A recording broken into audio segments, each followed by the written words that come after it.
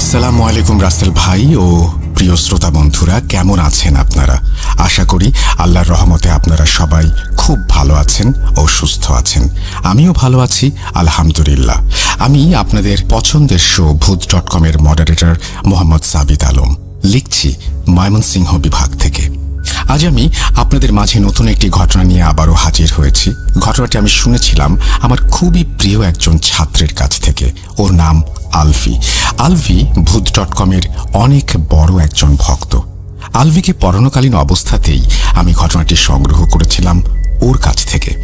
আমার মনে আছে সেদিন মাগরিবের পর আলভিকে পড়ানোর জন্য ওদের বাসায় গিয়ে উপস্থিত হই আমি।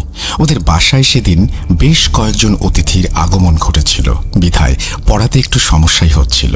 একটু পর আলভির চাচা এসে আলভিকে বললেন, বাবা আলভি, তোমার চাচাতো ভাইয়ের বিয়ে আগামী মাসে, চলে এসো কিন্তু। আলভি বলল, আগামী মাসে? আগামী মাসে তো সাকিব ভাইয়ার মৃত্যুবার্ষিকী। আলভির কথা শুনে আলভির চাচার মুখে যেন ঘন কালো মেঘের উদয় হলো। কি হলো?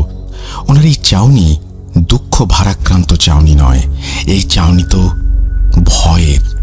কিন্তু কেন? আলভির কথা শুনে কিছুক্ষণ চুপ থেকে আলভির চাচা হন্তদন্ত হয়ে রুম থেকে বের হয়ে গেলেন। আমি আলভিকে বললাম, কিছু মনে করো না, তোমাকে একটা কথা জিজ্ঞেস করি আলভি। আলভির হ্যাঁবোধক সম্মতি পাবার পর আমি আলভিকে তার চাচার এরকম আচরণের জন্য প্রশ্ন করি। আলভি কিছুক্ষণ চুপ থাকে আমার কথা শুনে। আমিও ওকে কথা বলার জন্য কিছুটা সময় দেই। আলভি কিছুক্ষণ পর আমাকে বলে, ভাইয়া দাঁড়ান, দরজাটা বন্ধ করে নেই, বাইরে অনেক শোরগোল, ফুটতে সমস্যা হচ্ছে। এই বলে সে দরজা বন্ধ করে এসে চেয়ারে বসে ওর কাজিন মরহুম সাকিবের জীবনের এক দুর্বিষহ অধ্যায় আমার সাথে শেয়ার করে। আলভি চাচাতো ভাইয়ের ঘটনা আমাকে যেভাবে বলেছে আমি ঠিক সেভাবেই আপনাদের কাছে উপস্থাপন করছি এবং অনিচ্ছাকৃত ভুল ত্রুটির জন্য রাসেল ভাই ও আপনাদের কাছে ক্ষমা প্রার্থনা করছি। বলছে আলভি।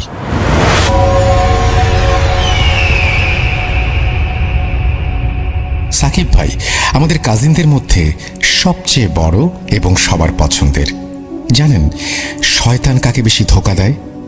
আমরা বলি যে নিয়ম করে নামাজ কালাম পড়লে, রোজা করলে, ইসলামী বিধিবিধান মানলে শয়তান নাকি আসে না, আর যারা এর বিপরীত কাজ করে শয়তান নাকি তাদেরকে বিরক্ত করে বা তাদেরকে পথভ্রষ্ট করার চেষ্টা করে।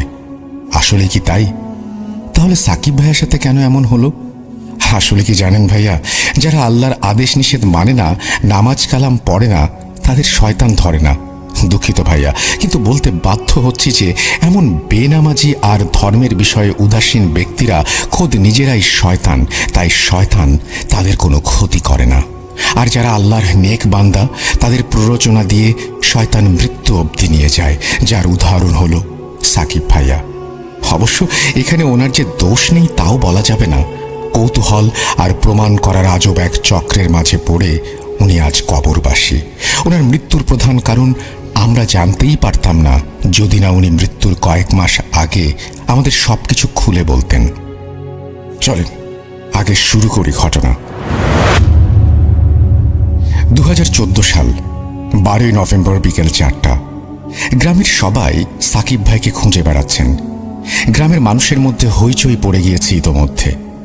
সাকিব ভাই গতকাল রাত 8টায় বেরিয়েছিলেন বাসা থেকে, এখনো ফেরেননি। সারা গ্রামের মানুষ মিলে ওনাকে খুঁজছেন। আমার বড় চাচার বড় ছেলে সাকিব ভাই। বড় চাচা বিকেল 5টায় বাসায় এসে একটা পিঁড়িতে বসে পড়লেন। ওনার চোখে পানি। ছেলেকে উনি তখনও খুঁজে পাননি। গ্রাম পুলিশের এক দল 12টা থেকে খোঁজ চালিয়ে যাচ্ছে, কিন্তু সাকিব ভাইয়ের কোনো খোঁজ নেই। মাগরিবের আজান দিল, মসজিদে মাইকিং করা হলো।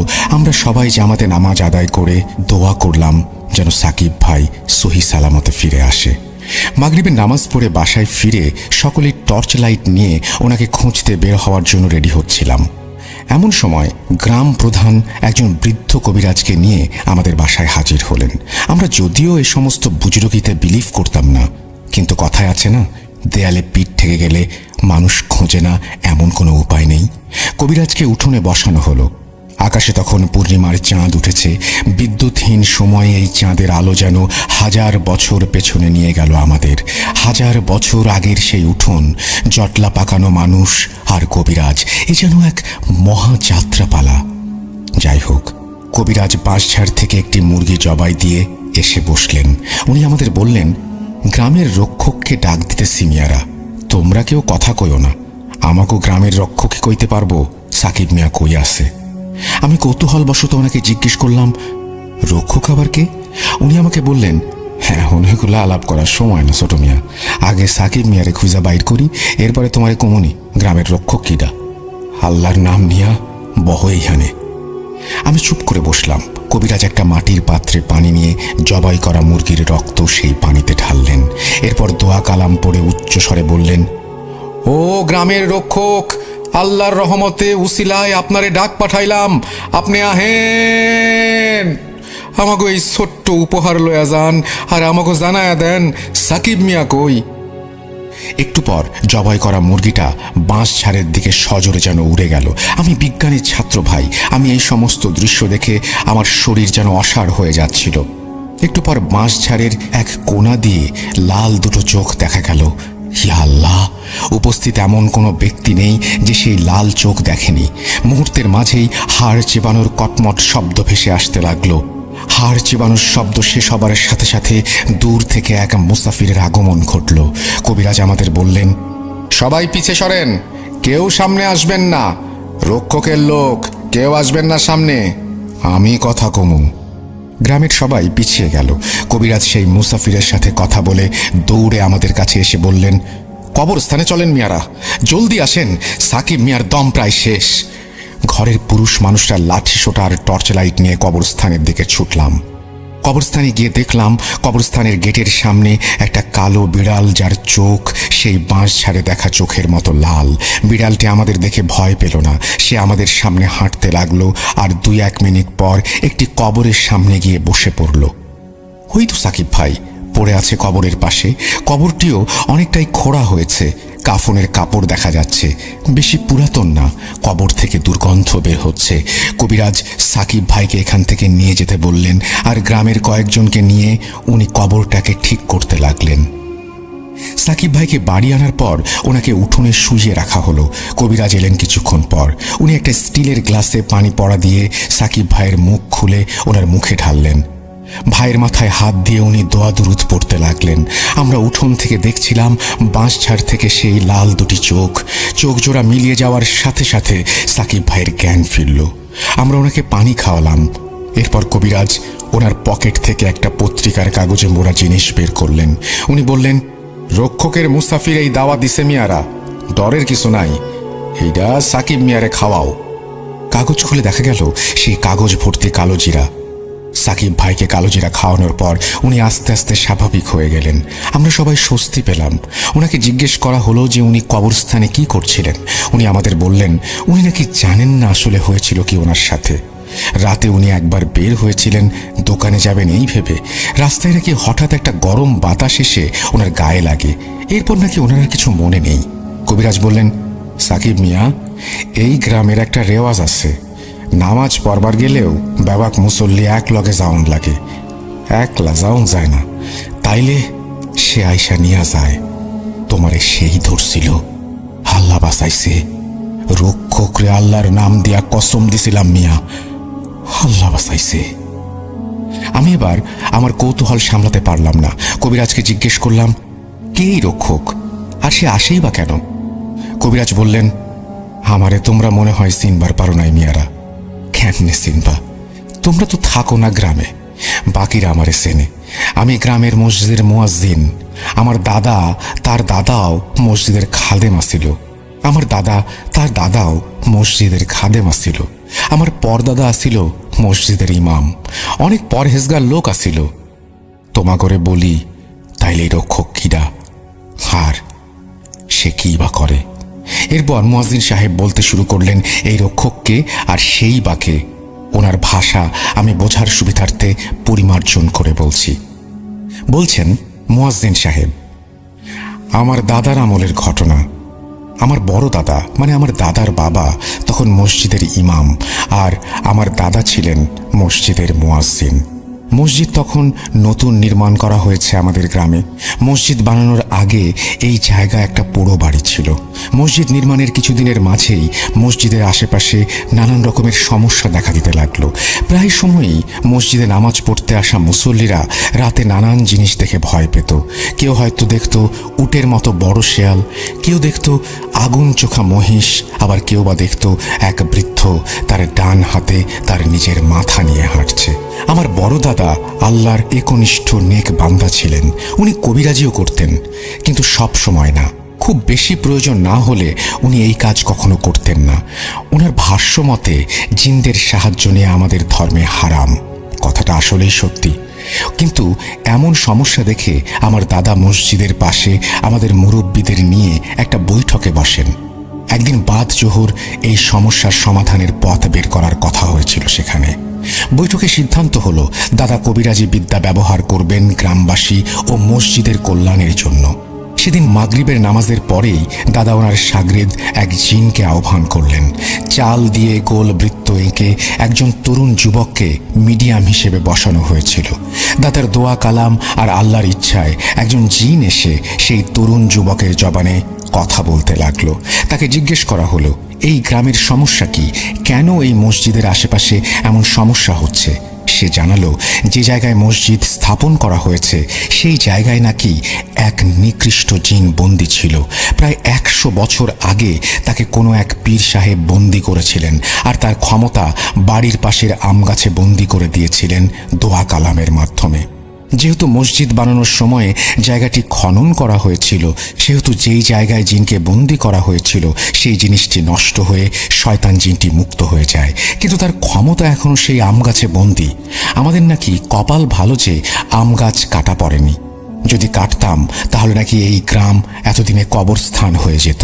এই সমস্যার সমাধানের উপায় বা জিনটাকে আবার বন্দী করার উপায় জিজ্ঞেস করা হলে সেই জিন জানায় যে পীর সাহেবের মতো জ্ঞান এখানে কারো নেই, কিন্তু একটা উপায় আছে। আমরা জিজ্ঞেস করি, উপায় কি? জিনটি জানায় যে পীর সাহেব যেই জিনের সাহায্য নিয়ে শয়তান জিনকে বন্দী করেছিল, সেই সাহায্যকারী জিন গ্রামের শেষ কোণায় যে ভাঙা বাড়ি আছে সেই বাড়ির সামনে নিম গাছের নিচে বন্দী। আমরা অবাক হয়ে জিজ্ঞেস করি যে ভালো জিন বন্দী কেন? সে জানায়, যেদিন সেই শয়তানকে সেই সাহায্যকারী জিন আর পীর সাহেব মিলে বন্দী করে, সেদিন সেই জিন আল্লাহর কাছে ফরিয়াদ জানায় যে তাকে যেন এসব খারাপ কাজ আর খারাপ জিনিস আর দেখতে না হয়। এতে নাকি তার ভেতর বিরূপ প্রভাব পড়ছে আর সে কষ্ট পাচ্ছে মানুষের কষ্ট দেখে। আল্লাহর কাছে করা ফরিয়াদ জিনটি পীর সাহেবকে জানায়। সেই জিনের ফরিয়াদ শুনে পীর সাহেব তাকে বলেন, ঠিক আছে, তাহলে তোকে আমি গ্রামের শেষ প্রান্তে একটি টিনের ট্যাঙ্কের মধ্যে বন্দি করে রাখবো। তুই সারা জীবন ইবাদত করবি সেখানে। তুই যতদিন বাঁচবি ততদিন তোর খানা পিনা সব কিছু সেখানেই পাবি, কিন্তু তুই নিজের ইচ্ছায় বের হতে পারবি না সেখান থেকে। যদি কেউ তোকে মুক্ত করে, আমাকে কথা দে তুই নিজ ইচ্ছায় বের হবি না। সেই শয়তান মুক্ত হলে যদি সাহায্যের জন্য তোকে কেউ মুক্ত করতে আসে, তাহলে তুই তাদের সাহায্য করবি। আমার মৃত্যুর পর যদি তুই মুক্ত হোস, তবে এই গ্রামের হেফাজত করবি সেই শয়তানের হাত থেকে। জিনটি প্রতিজ্ঞা করে যে সে পীর সাহেবের সব কথায় রাজি। এরপর একটি টিনের ট্রাঙ্কের ভেতর তাকে আটকে ট্রাঙ্কটি পীর সাহেব মাটিতে পুঁতে সেই মাটিতে একটি নিম গাছের চারা রোপণ করেন। তরুণ যুবকের ওপর ভর করা জিনটি আমার দাদাকে বললেন সেই সাহায্যকারী জিনকে মুক্ত করে দিতে।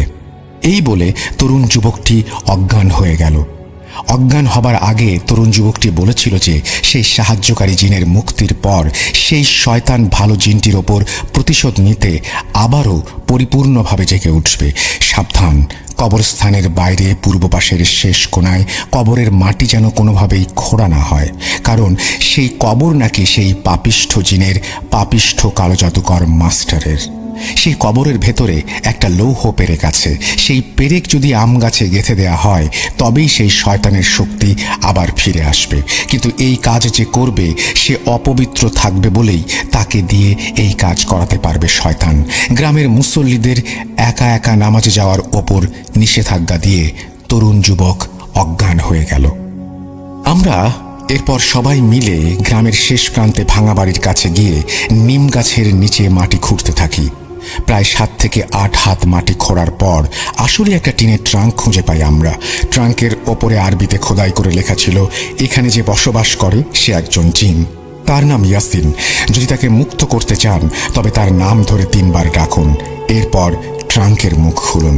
আমার দাদা ট্রাঙ্কের সামনে দাঁড়িয়ে 3 বার ইয়াসিন বলে ডাকলেন এবং ট্রাঙ্কের মুখ খুললেন। ট্রাঙ্কের মুখ খোলার সাথে সাথে ট্রাঙ্কের ভেতর থেকে একটি কালো বিড়াল লাফ দিয়ে বেরিয়ে পালিয়ে গেল। আমার দাদা বললেন যে ইয়াসিন জানে তাকে মুক্ত করার কারণ কি, সে তার কাজ করবে। আমরা যেন যে যার বাড়ি চলে যাই। আমাদের বিদায় দেওয়ার আগে উনি আমাদের সাবধান করলেন যে ইয়াসিন এখন থেকে এই গ্রামের রক্ষক।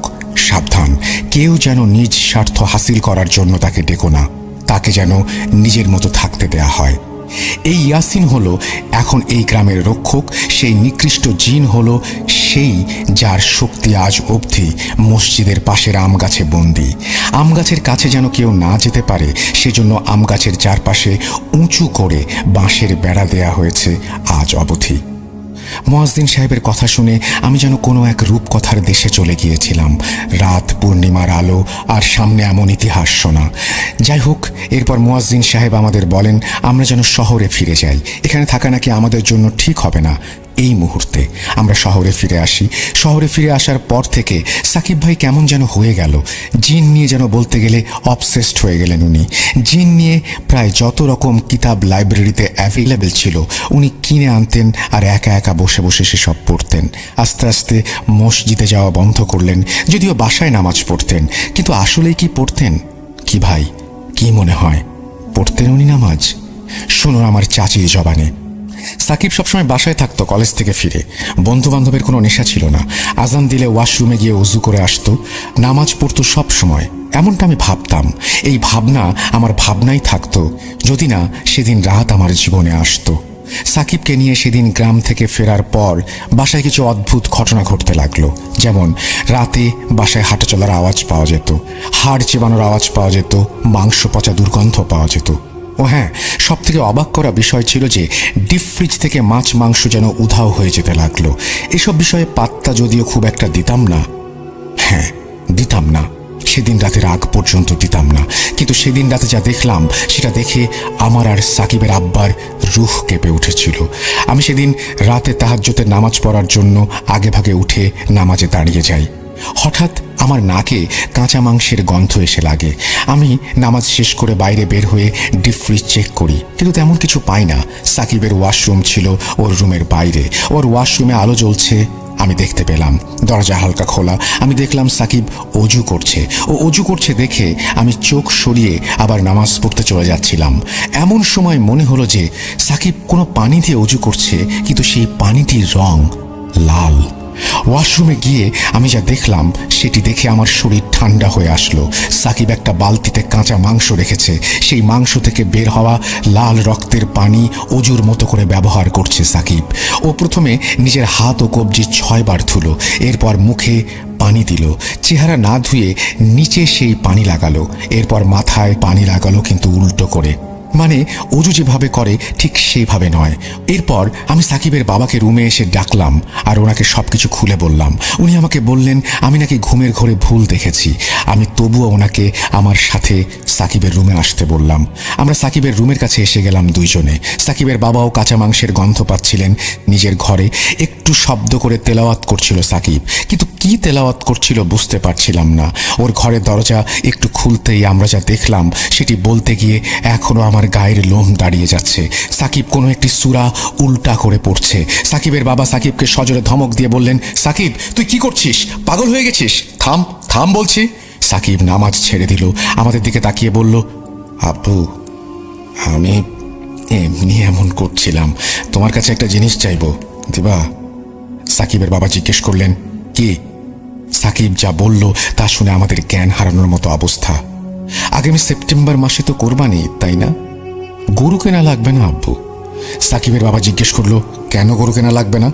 সাকিব বলল, আমার গলায় ছুরি চালিয়ে দিও, আমাকে কোরবানি করবা, আমাকে, হ্যাঁ আমাকে কোরবানি, আমাকে কোরবানি আব্বা।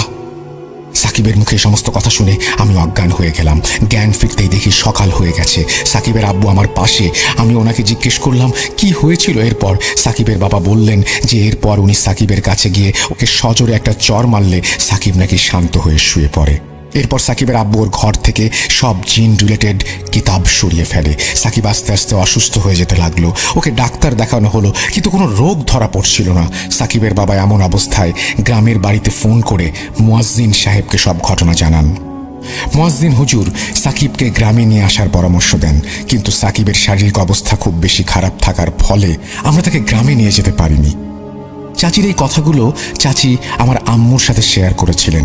এরপর 2015 সালের 24 অগস্ট বড় চাচা আমাদের বাসায় ফোন করে আমাদের জানান আগামীকাল ওনারা সাকিব ভাইকে নিয়ে গ্রামের বাড়িতে যাচ্ছেন আর আমরা যেন ওনাদের সাথে যাই।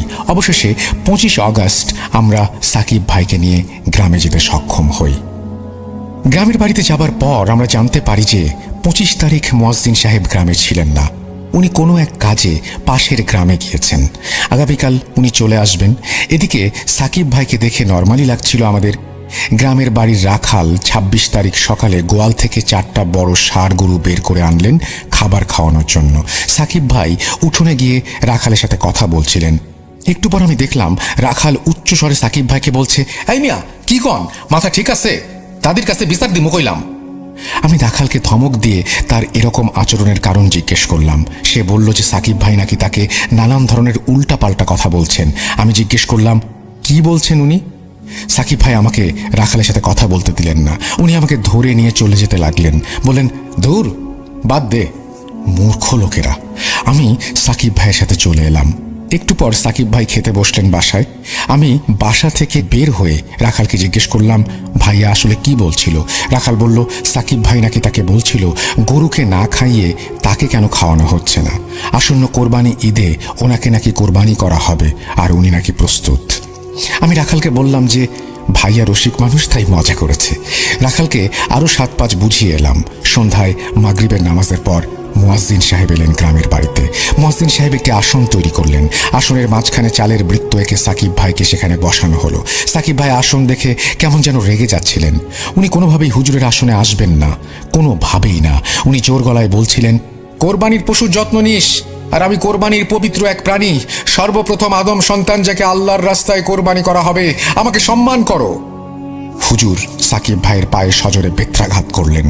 কোরবানির মতো পবিত্র কথা তুই মুখে আনবি না শয়তান, চুপ কর, এইখানে আমার সাথে কথা বল, কে তুই?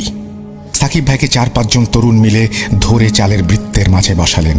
হুজুর আগের বারের মতো একটি মুরগি বাঁশ ঝাড়ে নিয়ে জবাই করে আনলেন। মাটির পাত্রে পানি রেখে পানিতে দোয়া পড়ে দম করে মুরগির রক্তে ঢেলে দোয়া পড়লেন। ও গ্রামের রক্ষক, আল্লাহর রহমতে আল্লাহর উসিলায় আমাকে সাহায্য করেন, আসেন। ওনার এই কথা শুনে সাকিব ভাই সজোরে হেসে উঠে বললেন, রক্ষক?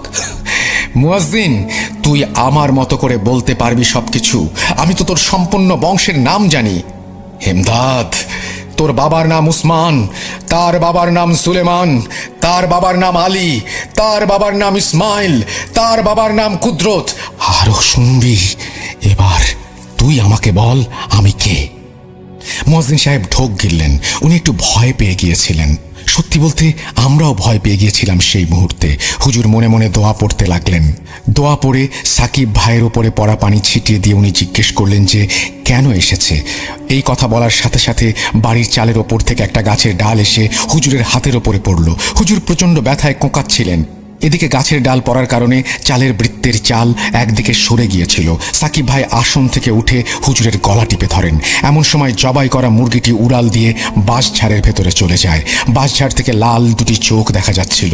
সাকিব ভাই নড়ে চড়ে বসল, ভয়ে সে ঢোক গিলতে লাগলো। বাঁশঝাড় থেকে হাড় খাওয়ার কটমট শব্দ আসছিল।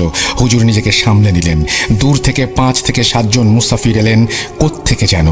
ওনারা হুজুরের পাশে এসে দুটি লাইন করে দাঁড়ালেন। হঠাৎ হাড় খাবার শব্দ থেমে গেল।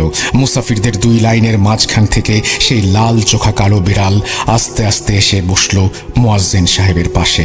সাকিব ভাই এবার একদম চুপ। হঠাৎ একটা বিদ্যুৎ চমকানিতে আমাদের চোখ যেন ঝলসে গেল। চোখ খুলে দেখি মুসাফিরেরা আর বিড়ালটি কোথাও কেউ নেই। এবার সাকিব ভাইয়ের দিকে তাকিয়ে মনে হলো কেউ যেন ওনার হাত পা এমনভাবে ধরে রেখেছে যেন উনি নড়তেই পারছেন না। মুয়াজ্জিন সাহেব প্রশ্ন করলেন সাকিব ভাইয়ের শরীরে কে আর কেন এসেছে। সাকিব ভাইকে দেখে মনে হলো ওনার হাত পা এবার ছেড়ে দেয়া হয়েছে। গভীর এবং ভারী গলায় উনি বললেন, আসসালামু আলাইকুম মুয়াজ্জিন সাহেব, আমি ইয়াসিন। আপনার দাদা যাকে মুক্ত করেছিলেন, আপনি ভাগ্যবান যে আপনার দাদা অনেক ভালো মানুষ ছিলেন আর আপনি ওনার বংশধর, নইলে আমাকে ডাকার অপরাধে আমি আপনার প্রাণ নিতে পারতাম। যাই হোক, এই ছেলের শরীরে সুকুমার বসবাস। এই ছেলে আপনাদের মিথ্যা বলেছে। ছেলেটা পরহেজগার, কিন্তু ছোট্ট একটা মিথ্যা বলার কারণে আজ তার এই পরিণতি। সেদিন রাতের কিছু তার মনে নেই, এই কথা মিথ্যা। আমি ওর শরীর থেকে যাবার পর ওকে জিজ্ঞেস করবেন, তার সত্যিটা জেনে নেবেন।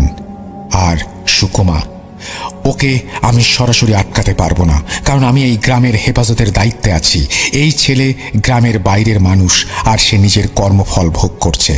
সেদিন সে যদি সত্যি কথা বলতো আমি তাকে সাহায্য করতে পারতাম, কিন্তু এখন সুকুমা তার কলিজা ফুসফুস নষ্ট করে দিয়েছে। ও আর বাঁচবে না। আর সুকুমা পবিত্র দিনে বলি দেওয়ার মাধ্যমে নিজের শক্তি পুনরুদ্ধার করার রাস্তা খুঁজে পেয়েছে বলে মনে হচ্ছে। এই কারণেই কোরবানি ঈদের মতো পবিত্র দিনে এই ছেলের বলি দিতে চাইছে। আমি সুকুমাকে নিয়ে যেতে পারি, কিন্তু তাতেও কোনো লাভ হবে না। তবু আমি সুকুমাকে নিয়ে যাচ্ছি। সুস্থ করার মালিক আল্লাহ, আমি নই। আমাকে ক্ষমা করবেন। আমি আসি। আসসালামু আলাইকুম। এই কথা বলে ইয়াসিন চলে যাওয়ার আগে আমি ওনাকে বলি, ইয়াসিন সাহেব অপেক্ষা করুন, সুকুমাকে আমাকে বলুন। ইয়াসিন সাহেব আমার দিকে তাকিয়ে বলেন, সুকুমা অনেক প্রাচীন শয়তান, যাকে এই গ্রামের একজন কালো জাদুকর আহ্বান করেছিল নিজের এক চোখ বিসর্জন দিয়ে। কিন্তু তার কালো জাদুর কথা গ্রামবাসী জেনে যাবার ফলে তাকে পিটিয়ে মেরে ফেলা হয়। মেরে ফেলার পর তার লাশ মাটিতে পুঁতে দেয়া হয়। তার এক চোখ মৃত্যুর পর বন্ধ হচ্ছিল না, তাই গ্রামবাসী তার চোখের ওপর পেরেক মেরে মাটিতে পুঁতে ফেলে কবরস্থানের বাইরে শেষ প্রান্তে। আমি আসি। আল্লাহ হাফেজ। ইয়াসিন সাহেব সুকুমাকে সাকিব ভাইয়ের শরীর থেকে নিয়ে চলে গেলেন। সাকিব ভাইয়ের জ্ঞান ফেরানোর চেষ্টা করি আমরা। ওনার জ্ঞান ফিরলে আমরা সেদিন রাতের আসল কাহিনী জিজ্ঞেস করলে উনি জানান যে ওনার এক বন্ধু নাকি কবরের আজাব বা কবরের সওয়াল জবাবের কথা বিলিভ করতো না। তাকে ভুল প্রমাণ করতেই নাকি সেদিন রাতে সাকিব ভাই কবরস্থানে যান ক্যামেরা নিয়ে ভিডিও করতে। কিন্তু সেখানে গিয়ে একটি কবর প্রায় অর্ধেক খোঁড়ার পর উনি লালসার শিকার হন। উনি দেখেন খুব সুন্দর সাজ পোশাক গায়ে এক মহিলা তার দিকে তাকিয়ে আছে। উনি মহিলাকে জিজ্ঞেস করলেন মহিলাটি কে। মহিলাটি উত্তর দিল তার নাম সুকুমা, এই গ্রাম প্রধানের মেয়ে, যা ছিল আসলে মিথ্যা। সাকিব ভাইকে এত রাতে কবরস্থানে আসতে দেখে সে নাকি এখানে এসেছে। এরপর সুকুমা সাকিব ভাইকে কবর খোঁড়ার কারণ জিজ্ঞেস করলে সাকিব ভাই ওনাকে তা জানান। এরপর সুকুমা তাকে বলেন শেষ প্রান্তের একটা কবর খুঁড়লে নাকি সাকিব ভাই ওনার দরকারি এভিডেন্স পেয়ে যাবেন। কিন্তু সাকিব ভাই যখন সুকুমার ধোকায় পড়ে কবর খুঁড়তে যাচ্ছিলেন তখনই নাকি উনি দেখলেন যে একটি কালো বেড়াল ওনার পথ রোধ করে দাঁড়িয়ে আছে। এসব নাকি ওনার আর কিছু মনে নেই। এই ঘটনার পর আমরা সাকিব ভাইকে নিয়ে শহরে চলে আসি। ওনার শারীরিক অবস্থার অবনতি হয়, ডাক্তারের অবজারভেশনে রাখা হয়। কোরবানির ঈদ চলে আসে। আল্লাহর নামে কোরবানি দিলে আল্লাহ হয়তো রহম করবেন ভেবে বড় চাচা কোরবানি দেওয়ার নিয়ত করলেন। কোরবানি ঈদের 2 দিন আগে রাতে আমার চাচা আমার আব্বুকে ফোন করলেন। ফোন করে উনি যা বলেন তা কিছুটা এরকম, আগামী পরশু কোরবানির ঈদ, তাই আগামীকাল গরু কিনতে যাব বিধায় আজ একটু আগেই শুতে চেয়েছিলাম, কিন্তু কাজ করতে করতেই দেরি হয়ে গেল। শেষবার ঘড়ি দেখছিলাম রাত 12:40। ঘুমের মাঝে হঠাৎ সাকিবের গলার আওয়াজ ভেসে আসে আমার কানে। ফিস ফিস করে কথা বলছে সে, আপু আপু আমাকে কোরবানি দাও। এরপর চাচা নাকি বিছানা থেকে উঠে সাকিব ভাইয়ের রুমে গিয়ে ওনাকে দেখে এসেছিলেন। উনি ঘুমাচ্ছিলেন তখন, বেচারা শুকিয়ে যেন একদম কঙ্কাল হয়ে গিয়েছে। কোরবানি ঈদ এসে গেছে, আল্লাহর নামে কোরবানি হয়। সাকিব ভাই কোরবানি ঈদে সামিল হয়েছিলেন শরীরের এই অবস্থা নিয়েও, কিন্তু ওনার আর শেষ রক্ষা হয়নি। গত 23 নভেম্বর 2015 উনি মৃত্যুবরণ করেন। ইন্না লিল্লাহি ওয়া ইন্না ইলাইহি রাজিউন।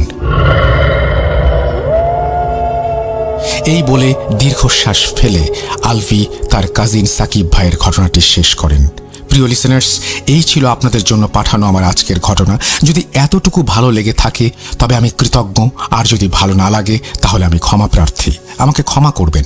আবারও কথা হবে নতুন কোনো সপ্তাহে নতুন কোনো ঘটনা নিয়ে। ততদিন পর্যন্ত ভালো থাকুন, সুস্থ থাকুন।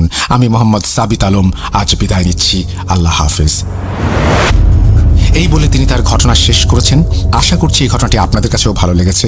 যদি ভালো লাগে অবশ্যই আমাদেরকে জানাবেন। হ্যালোউইন স্পেশাল এপিসোড চলছে। আজকে আমাদের যে প্রথম ইমেল, সেই ইমেলটি এখানেই শেষ।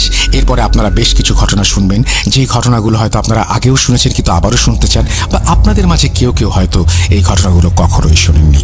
চলুন তাহলে শুরু করা যাক।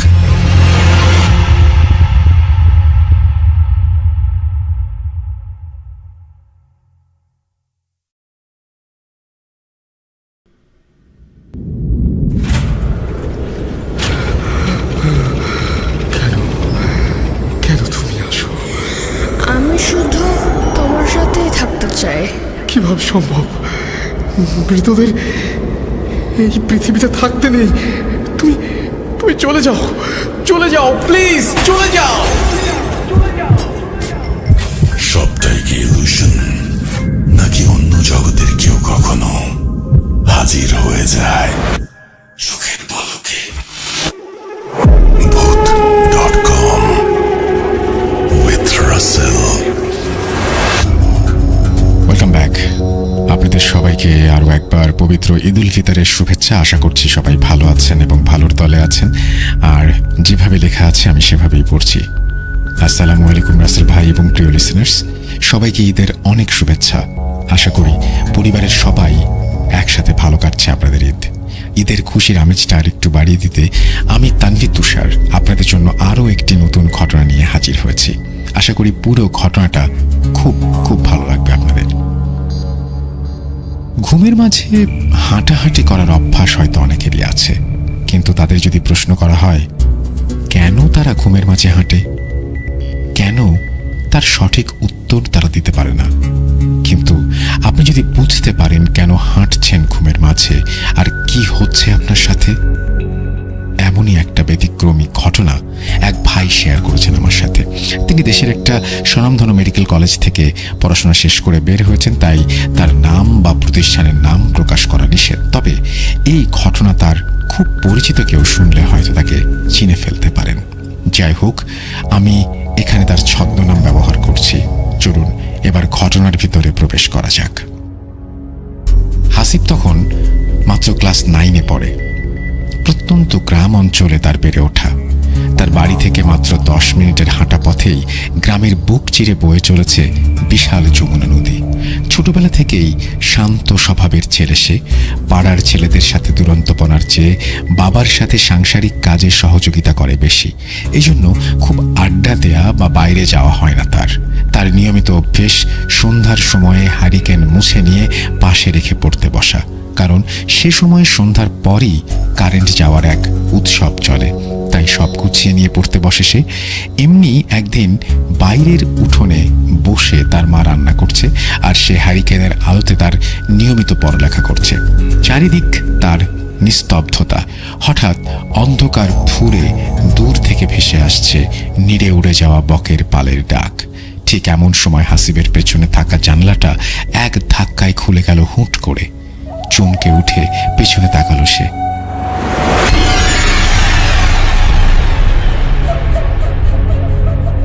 জানালার কাঠের পাল্লা দুটো তখনও ক্যাঁচ ক্যাঁচ করে দুলছে। জানালার পর্দাগুলো একদম স্থির, বাইরে কোথাও বাতাসের লেশ মাত্র নেই। অথচ এভাবে কাঠের ভারী পাল্লা দুটো খুলে গেল। হাসিব ভাবছে উঠে যাবে কিনা।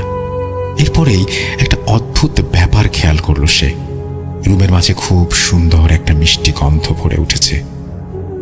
গা ছমছম করে উঠল হাসিবের। এক দৌড়ে বাইরে এসে মায়ের কাছে বসলো সে। সেদিনে সেই ব্যাপারটাই ভুলে যেত হাসিব যদি তার অন্য একটা সমস্যা দেখা না দিত। ইদানিং হাসিবের ঘুমের মাঝে বেশ অদ্ভুত রকমের একটা অনুভূতি হয়।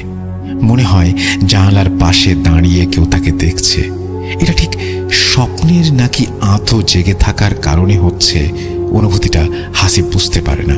কিন্তু কেউ যে তাকে দেখছে এটা সে ভালো করে উপলব্ধি করতে পারে। এর কিছুদিন পর থেকে মনে হয় তাকে ঘুমের মাঝে কি যেন ডাকছে। জানালার পাশ থেকে ভেসে আসছে ক্ষীণ একটা মেয়েলি কণ্ঠ। কি মধুর সেই ডাক! হাসিব, হাসিব, হ্যাঁ হাসিব, বাইরে এসো। হাসিব, হাসিব, এই হাসিব, বাইরে এসো। এরপরে আর কোনো কথা নেই। অন্ধকার থেকে এই ডাক ভেসে আসে, আবার অন্ধকারেই মিলিয়ে যায়। প্রায় 3 দিন পরে গভীর রাতে হঠাৎ হাসিব তার কাঁধে একটা শক্ত হাতের ঝটকানি অনুভব করে। ধর্মড়িয়ে পিছনে তাকিয়ে দেখে তার বাবা দাঁড়িয়ে আছে কাঁধে হাত দিয়ে, আর হাসিব নিজে দাঁড়িয়ে আছে তাদের উঠোন পেরিয়ে মেঠো পথের ঠিক মাঝে। হাসিব কিছুটা অপ্রস্তুত হয়ে যায় এমন পরিবেশের কারণে। তার বাবা তাকে প্রশ্ন করে, তুমি এত রাতে এখানে কি করছো? আমি বাইরে বের হয়েছিলাম, দেখি উঠোনের সামনে কেউ দাঁড়িয়ে। আমি কত ডাকলাম কে, কিন্তু কোনো উত্তর নেই। কাছে এসে দেখলাম তুমি, তোমাকে ডাকলাম তাও কোনো উত্তর নেই। সামনে এক দৃষ্টিতে তাকিয়ে কি যেন দেখছো, হাত দিয়ে ধাক্কা দিলাম পরে। হাসিব তার বাবাকে বিস্তারিত কিছু বলল না। বলল, রাতে ঘুম আসছিল না তাই বেরিয়েছিলাম, কিন্তু তুমি যে ডেকেছো তা তো খেয়াল করিনি। অথচ হাসিব নিজেও বুঝতে পারছে না এখানে সে কি করে আসলো। মনের মাঝে অনেক প্রশ্ন নিয়ে আবার শুয়ে পড়ল হাসিব। কোনোভাবেই কোনো যুক্তিতেই মিলাতে পারছে না কিছু। এত রাতে কেন, কিভাবে সে রাস্তায় চলে এলো? এভাবে কেটে গেল আরো কিছুদিন। এর মাঝে রাতে সেই ডাক হাসিব মাঝে মাঝেই শুনতে পেত। গভীর রাতে আবার সেই কণ্ঠ একদিন ভেসে আসলো হাসিবের কানে। বাইরে তখন ঘন কালো অন্ধকার। হাসিব বিছানা থেকে উঠে ঘরের দরজা খুলে বাইরে বেরিয়ে আসলো। হাসিব দরজা খুলে বের হতে একটা অদ্ভুত ব্যাপার খেয়াল করলো। বাইরে এখন ঘন অন্ধকার থাকার বদলে মনে হচ্ছে চারপাশে ভোরের আভা ফুটে উঠেছে। তার থেকে কিছু সামনেই একটা নারী অবয়ব দাঁড়িয়ে, কিন্তু সে উল্টো করে দাঁড়ানো। একরাশ মেঘ কালো চুল তার বাতাসে উঠছে। সেই পরিচিত মিষ্টি গন্ধটা ভেসে আসছে অবয়বের দিক থেকে। হাসিব মন্ত্রমুগ্ধের মতো তাকিয়ে হাঁটা দেয় সেই নারী অবয়বের দিকে। হাসিব হেঁটে যাচ্ছে আর সেই মেয়েও হেঁটে যাচ্ছে। কোনো মতেই যেন দূরত্ব কমছে না। হাসিব এক পর্যায়ে এক দৌড় দেয় মেয়েটির দিকে, কিন্তু তবুও যেন এই দূরত্ব কমবার নয়। হাসিব যখন দৌড়ে তাদের গ্রামের বাড়িগুলো পার করে ফসলের মাঠের মেঠো পথ ধরেছে, ঠিক তখনই খেয়াল করলো সামনে আর সেই অবয়বটি নেই। চারপাশ যেন মুহূর্তে বদলে গেল। ঘন কালো রাতের অন্ধকার যেন ঘিরে ফেললো তাকে। না, এত অন্ধকারও না। হঠাৎ আলো থেকে অন্ধকার হওয়াতে একেবারে সবকিছু মিশমিশে কালো হয়ে গিয়েছিল। একটু দাঁড়াতেই চোখ সয়ে এলো অন্ধকারে। আবছা সব দেখা যাচ্ছে ক্ষীণ একটা আভায়। দূর থেকে খোলা হয়ে কাছে গেলে তা স্পষ্ট দেখা যাচ্ছে। কানে জ্বালা ধরানো ঝিঁঝি পোকার ডাক ভেসে আসতে লাগলো ফসলের মাঠ থেকে। এবার হাসিব ভয় পেতে শুরু করলো। এত গভীর রাতে বাড়ি থেকে এত দূরে কি করে? সে তো বিছানায় শুয়ে ঘুমাচ্ছিল। ঘোর ভাঙতেই তার অবয়বের ডাকের কথা মনে পড়ল। গ্রামে বলে, নিশীথে ডাকিলে বাইরে যেতে নেই। ভয়ে ভয়ে বাড়ির দিকে হাঁটা দেয় হাসিব। ফসলের জমির পাশের মেঠোপথ থেকে গ্রামের বড় মেঠোপথে উঠেই হাসিব দেখে দূরে একটা সাদা কিছু পড়ে আছে। রাস্তায় যে দিকটায় এমন সাদা কিছু দেখা যাচ্ছে, সেখানে এক পাশে বিশাল ফসলের ক্ষেত আর অন্য পাশে ছোট 2টা মজা ডোবা, আর সেই ডোবার পাশে সারি সারি কলা গাছ। হাসিব ভাবল, রাতের আলো আধারে কলা গাছ এমনভাবে প্রায়শই দেখা যায় গ্রামের পথে। এমন অনেক আগেও হয়েছে। ভয় পেয়ে কাছে গিয়ে দেখেছে কলা গাছ পড়ে আছে রাস্তায়। তার মাঝে আজকে একটা ভয় ঢুকেছে ভেতরে। সুতরাং এটা স্বাভাবিক। নিজেকে অভয় দিয়ে হাঁটতে শুরু করে হাসিব। আস্তে আস্তে সামনে এগোতেই সাদা জিনিসটা ধরা দিচ্ছে তার দৃষ্টিতে, আর তাতেই যেন ভয় আরও বেড়ে যাচ্ছে তার কাছে। কাছে যেতেই যেন চকচক করে উঠল সাদা বস্তুটি। আবছা অন্ধকারেও সাদা যেন চোখে ছয়ে এসেছে। একটা নতুন বাঁশের চাঁটাইয়ের ওপর কাফন করা একটা লাশ শোয়ানো। ভয়ে হাসিবের পা যেন থেমে গেছে। তার মনে হলো পা থেকে মাথা পর্যন্ত সব একসাথে থেমে গেছে। শরীরের সমস্ত লোমগুলো যেন ভয়ে দাঁড়িয়ে গেছে। তার মনে হচ্ছে যেন শরীরের শিরা উপশিরা দিয়ে ঠান্ডা বরফের স্রোত বয়ে চলেছে। তার মনে হলো কেউ যেন কোথা থেকে আর চোখে তাকে দেখছে এবং দৃষ্টি দিয়ে গিলে ফেলছে তাকে। সময় আর যাচ্ছিল না, থেমে গেছে। মনে হচ্ছে কত ঘন্টা ধরে এই পাথরের মতো দাঁড়িয়ে আছে সে। এমন সময় হঠাৎ মনে হলো যেন মানুষের আওয়াজ শুনল সে। শরীরে যেন হঠাৎ বিদ্যুৎ খেলে গেল। সে কান খাড়া করে খুঁজছে সেই শব্দের উৎস। হঠাৎ দেখে পাশে অন্ধকার ফুঁড়ে একটা লোক বেরিয়ে আসলো তার দিকে। না, এই লোককে তার গ্রামে তো সে কখনো আগে দেখেনি। লোকটি তার দিকে এগিয়ে আসে। এসেই অনেক গম্ভীর বেশ রাশভারী কণ্ঠে বলে, তোমাদের গ্রামে কবরস্থানটা কোন দিকে বলতে পারবে? এই কণ্ঠেই যেন লুকিয়ে আছে রাজ্যের ভয়। হাসিব তখন ভয়ে কাঁপছে, তার সারা শরীর ঘেমে যাচ্ছে। সে ভয়ে ভয়ে বলল, এই মাঠ পেরিয়ে সামনে একটা জঙ্গল আছে, সেই মাঠ পার হলেই বাঁশঝাড় পড়বে, সেটাতেই আমাদের গ্রামের কবরস্থান। লোকটি হাসিবকে বলল, তুমিও চলো আমার সাথে, এই লাশটাকে কবর দিতে হবে। তুমি আমাকে কবরস্থান পর্যন্ত নিয়ে যাবে, দেখিয়ে দেবে। হাসিব তখন বলল, আমি গ্রামে যাই, আরো কিছু লোকজন নিয়ে আসি। এই পথে কবরস্থানে প্রচুর শেয়ালের দল, আর এই লাশের খাটিয়া নেয়ার জন্য তো মানুষ দরকার। লোকটি রাগান্বিত হয়ে হাসিবের দিকে তাকাতেই দেখল চোখ দিয়ে যেন রাগে আগুনের হলকা বের হচ্ছে। আর কথা বলার মতো সাহস নেই হাসিবের। লোকটি যেদিক থেকে বের হয়ে এসেছিল সেই দিকে আরো দুজন লোক বেরিয়ে আসলো। তাদের চোখও মনে হচ্ছে লাল রক্তবর্ণ। ভয়ে তাদের মুখ দিয়ে কোনো কথা বের হচ্ছে না।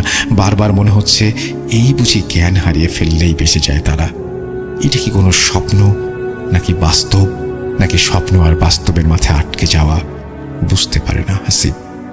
লোকটি হাসিবকে লাশের দিকটা দেখিয়ে বলল, এই খাটিয়ার এক পাশটা ধরে আমাদের সাথে কাঁধে নাও। হাসিব ভয়ে ভয়ে এগিয়ে গেল লাশটির দিকে। সে পেছনের বাম পাশের মাথাটা ধরে তাদের তিনজনের সাথে কাঁধে তুলে নিল খাটিয়াটি। বাঁশ দিয়ে বানানো একটা খাটিয়া, তার চারপাশে কোনো বাউন্ডারি নেই। কাঁধে নিতেই ভেসে এলো একটা তীব্র মিষ্টি গন্ধ। এই গন্ধ তার খুব পরিচিত। ঘরে মাঝে মাঝে ভেসে আসতো এই গন্ধ। আজ মেয়েটার পেছনে আসার সময়ও ঠিক এমনই গন্ধ তার নাকে এসেছে। তবে কি তার সাথে পরিকল্পিতভাবে কিছু হচ্ছে? ভয়ে ভয়ে লাশ কাঁধে নিয়ে পা চালাতে থাকে হাসিব। লাশের ওজন বেশ স্বাভাবিক মনে হচ্ছে। বাইরের কালো অন্ধকার ফুঁড়ে তাদের গ্রামের মেঠোপথ থেকে ফসলের সেই ছোট মেঠোপথে নামলো সে।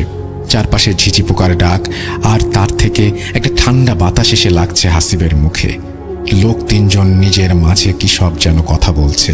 চেষ্টা করেও যেন কিছু বুঝতে পারছে না হাসিব। তারা যখন ফসলের মাঠ পার করে ঠিক তখন মনে হলো হাসিবের পিছনে কিছু একটা আসছে। একটা ঘড় ঘড় শব্দ আসছে পেছন থেকে। হাসিবের যেন শরীর ঘামতে শুরু করেছে। তার মনে হচ্ছে আজ আর তার কোনো নিস্তার নেই। সে ভাবছে কি থেকে কি হয়ে গেল। আমি যে এভাবে মারা যাব তা কি কখনো কেউ জানবে? আর কি দেখতে পাবো মানুষের মুখগুলোকে? তখনই ঠিক গড় গড় সেই শব্দটা আরো বেশি ভেসে আসতে লাগলো পেছন থেকে। মনে হচ্ছে পেছনে একটা কুকুর আসছে তাদের। হাসিব পেছনে ফিরে দেখতে যাবে, ঠিক তখনই হাসিবের পাশে থাকা লোকটা বলে উঠল, ভুলেও পেছনে তাকাবে না, চুপ করে সোজা তাকিয়ে হেঁটে আসো। পেছনে না তাকালেই তোমার ভালো। ফসলের মাঠ পার করে তারা জঙ্গলের মাঝে উঠে এসেছে। পেছনের সেই শব্দ বা অনুভূতি কিছুই নেই। জঙ্গলের মাঝে ছোট ছোট জঙ্গলি লতাপাতায় পেঁচে যাচ্ছে হাসিবের পা, তাই দ্রুত হাঁটতে পারছে না সে। এরই মাঝেই দূর থেকে ভেসে আসলো একটা ক্ষীণ শব্দ। কোথাও দূরে একটা শেয়াল আর্তনাদ করে উঠল করুণ সুরে। ভয়ে আবার যেন শরীর ঠান্ডা বরফ হয়ে এলো হাসিবের। পায়ের নিচে জঙ্গলের শুকনো ডালপালা ভাঙার মর্মর মটমট মৃদু শব্দ, আর দূরে থেকে ডেকে ওঠা শেয়ালের করুণ ডাকে যেন ভয় জেঁকে ধরেছে তাকে। কেমন একটা ঘোর পরিবেশ তৈরি করেছে চারপাশ। শেয়ালের করুণ ডাক সেই দূরে মিলিয়ে যেতেই মনে হয় হাসিবের খুব কাছে থেকে ডেকে উঠল একটা শেয়াল। তারপর এপাশ ওপাশ মিলিয়ে বেশ কিছু শেয়াল ডেকে উঠল একসাথে। হাসিবের ভয়ে তখন দেহ যেন রক্তশূন্য। নিজের হৃৎপিণ্ডের শব্দ নিজের কানেই সে শুনতে পাচ্ছে। সামনে থেকে একজন লোক বলে উঠল, ভয় পেও না, আশেপাশে আমাদের লোক আছে, তোমার কিছুই হবে না। লাশ দাফন করা হয়ে গেলে তুমি চলে যাবে। জঙ্গল পার করে তারা যখন বাঁশঝাড়ের মধ্যে ঢুকছে তখন শিয়ালের ডাক কমে এসেছে। চারপাশে যে আরো মানুষ আছে এটা তখন খেয়াল করলো হাসিব। তার আশেপাশে আরো অনেক এমন অচেনা লোক দেখতে পেল সে। তারা সবাই লাশের পিছে পিছে আর পাশে হেঁটে আসছে। হাসিবরা তখন লাশ নিয়ে কবরস্থানে পৌঁছে গেল। খেয়াল করলো গ্রামের অনেকের কবরগুলো ছড়িয়ে ছিটিয়ে আছে চারপাশে। এই তো কদিন আগে পাশের বাড়ির এক চাচার কবর দিয়েছিল এখানে। হাসিবও এসেছিল কবর দিতে। কবরের পাশের বাঁশের বেড়া তখনও নতুন। ঠিক তখন পিছন থেকে একজন বয়স্ক লোক এগিয়ে আসলো। লাশের খাটিয়াটা এনে মাটিতে রাখতেই সেই লোক হাসিবের দিকে এগিয়ে এসে বলল, তুমি আমাদের একটা কবর খুঁড়ে দাও। ভয়ে ভয়ে হাসিব জানালো জীবনে সে কোনোদিন কবর খোঁড়েনি, জানেও না কিভাবে খুঁড়তে হয়। লোকটি তাকে অভয় দিয়ে বলল, আমাদের দুজন লোক তোমাদের সাথে কাজ করবে। লোকটার কথার মাঝে কোনো রাগ নেই, কেমন একটা সুন্দর কোমলতার ছাপ আছে কথায়। তার গ্রামে এমন অদ্ভুত এত ভালো লোক সে আগে কখনো দেখেনি। ভয় কিছুটা কেটে গেল তার। পাশে একটা কোদাল আর খন্তা রাখা। হাসিব সহ আরো দুজন কবর খোঁড়ার কাজে লেগে গেল। মানুষগুলো একটু পর জটলা করে দাঁড়িয়ে গল্প করছে, কিন্তু তারা ঠিক কি ভাষায় কথা বলছে তার কিছুই বুঝতে পারছে না হাসিব। কেমন একটা অস্পষ্ট লাগছে তার কাছে। সাথে থাকা দুজনের মুখেও কোনো কথা নেই। তারা এক মনে কাজ করে যাচ্ছে হাসিবের সাথে। কবর খোঁড়া শেষ। সেই বৃদ্ধ লোকটা এগিয়ে আসলো কবরের দিকে। তারপর হাসিবকে উপরে উঠতে বলল কবর থেকে। হাসিব উঠে আসলে দূরে একটা পানির পাত্র দেখিয়ে বলল, ওখানে যে নামাজের জন্য উঁচু করে নাও, জানাজা করতে হবে এখন। হাসিব পানির পাত্রের কাছে গিয়ে দেখল অনেক পুরনো একটা পিতলের বদনা, কিন্তু তা ব্যবহারের কারণে বেশ চকচক করছে। উঁচু করে সে হাসিব দেখল সবাই নামাজের জন্য কাতার বেঁধে লাইনে দাঁড়িয়েছে। হাসিব একটা কাতারে দাঁড়াবে ঠিক তখন বৃদ্ধ লোকটি তার দিকে এগিয়ে এসে বলল, নামাজ শেষ করে তুমি এক মুহূর্ত না দাঁড়িয়ে সোজা চলে যাবে তোমার বাড়ির দিকে। ভুলেও পেছনে তাকাবে না। যদি পেছনে তাকাও তোমার অনেক বড় ক্ষতি হবে। তোমার সাথে আমাদের আবার কোনোদিন হয়তো দেখা হবে। হাসিব দাঁড়িয়ে যায় পেছনে নামাজের কাতারে। নামাজে সালাম ফেরানোর সাথে সাথে হাসিব পেছনে ফিরে তার গ্রামের দিকে হাঁটতে শুরু করে। পেছন থেকে তখনও ভেসে আসছে সেই অস্ফুট স্বরে অচেনা অজানা ভাষার কথোপকথন। হাসিব জঙ্গল পার করে মাঠের সেই রাস্তা ধরে দিয়ে দৌড়। চারপাশে তখন ভোরের আলো ফুটছে। শরীর ক্লান্ত হয়ে এসছে, যেন নুয়ে পড়তে চায়। এক দৌড়ে চলে আসলো তার ঘরে। বিছানায় এসে এলিয়ে দিল শরীর। পরদিন তার ঘুম ভাঙলে তখন সে দেখল শরীরে প্রচণ্ড ব্যথা আর জ্বর। মাথার কাছে বসে আছে তার মা। হাসিব ভাবে পুরো ব্যাপারটাই হয়তো স্বপ্নে, কিন্তু তার শার্টে তখনও লেগে আছে ছোপ ছোপ কাটামাটি, যা কাল কবর খোঁড়ার সময় লেগেছিল। তবে কি রাতের ঘটনাটা পুরোটাই সত্য? এটা তাহলে তার স্বপ্ন নয়। সে পুরো ঘটনাটা তার বাবা মাকে বলল। তার বাবা পাশের গ্রাম থেকে একজন হুজুরকে ডেকে নিয়ে আসলেন। হুজুর এসে তাকে একটা তাবিজ দিয়ে বলল 6 মাস এটা কোনোভাবেই শরীর থেকে না খুলতে, আর রাতে যেই আসুক না কেন কোনোভাবেই বাইরে না যেতে। হাসিব পরদিন তাদের সেই কবরস্থানে তার এক বন্ধুকে নিয়ে যায়, কিন্তু সে যেখানে কবর খুঁড়েছিল সেখানে কিছুই নেই। মনে হচ্ছে কিছুই করা হয়নি। কাল রাতে কারো পাই পড়েনি এই কবরস্থানে। এভাবে কেটে যায় বেশ কয়েক মাস। শুধু মনে হতে থাকে হাসিবের বৃদ্ধ লোকটির কথা। লোকটি বলেছিল আবার দেখা হবে। তাহলে সেই দেখা ঠিক কিভাবে আর কবে হবে? এভাবেই কেটে যায় বেশ কিছু মাস। ব্যাপারটা আস্তে আস্তে ভুলে যায় হাসিব। রাতের সেই ডাক, মিষ্টি গন্ধটা আর পায় না। সবকিছু স্বাভাবিক হয়ে গেছে। গ্রামে তখন নেমে এসেছে শীত।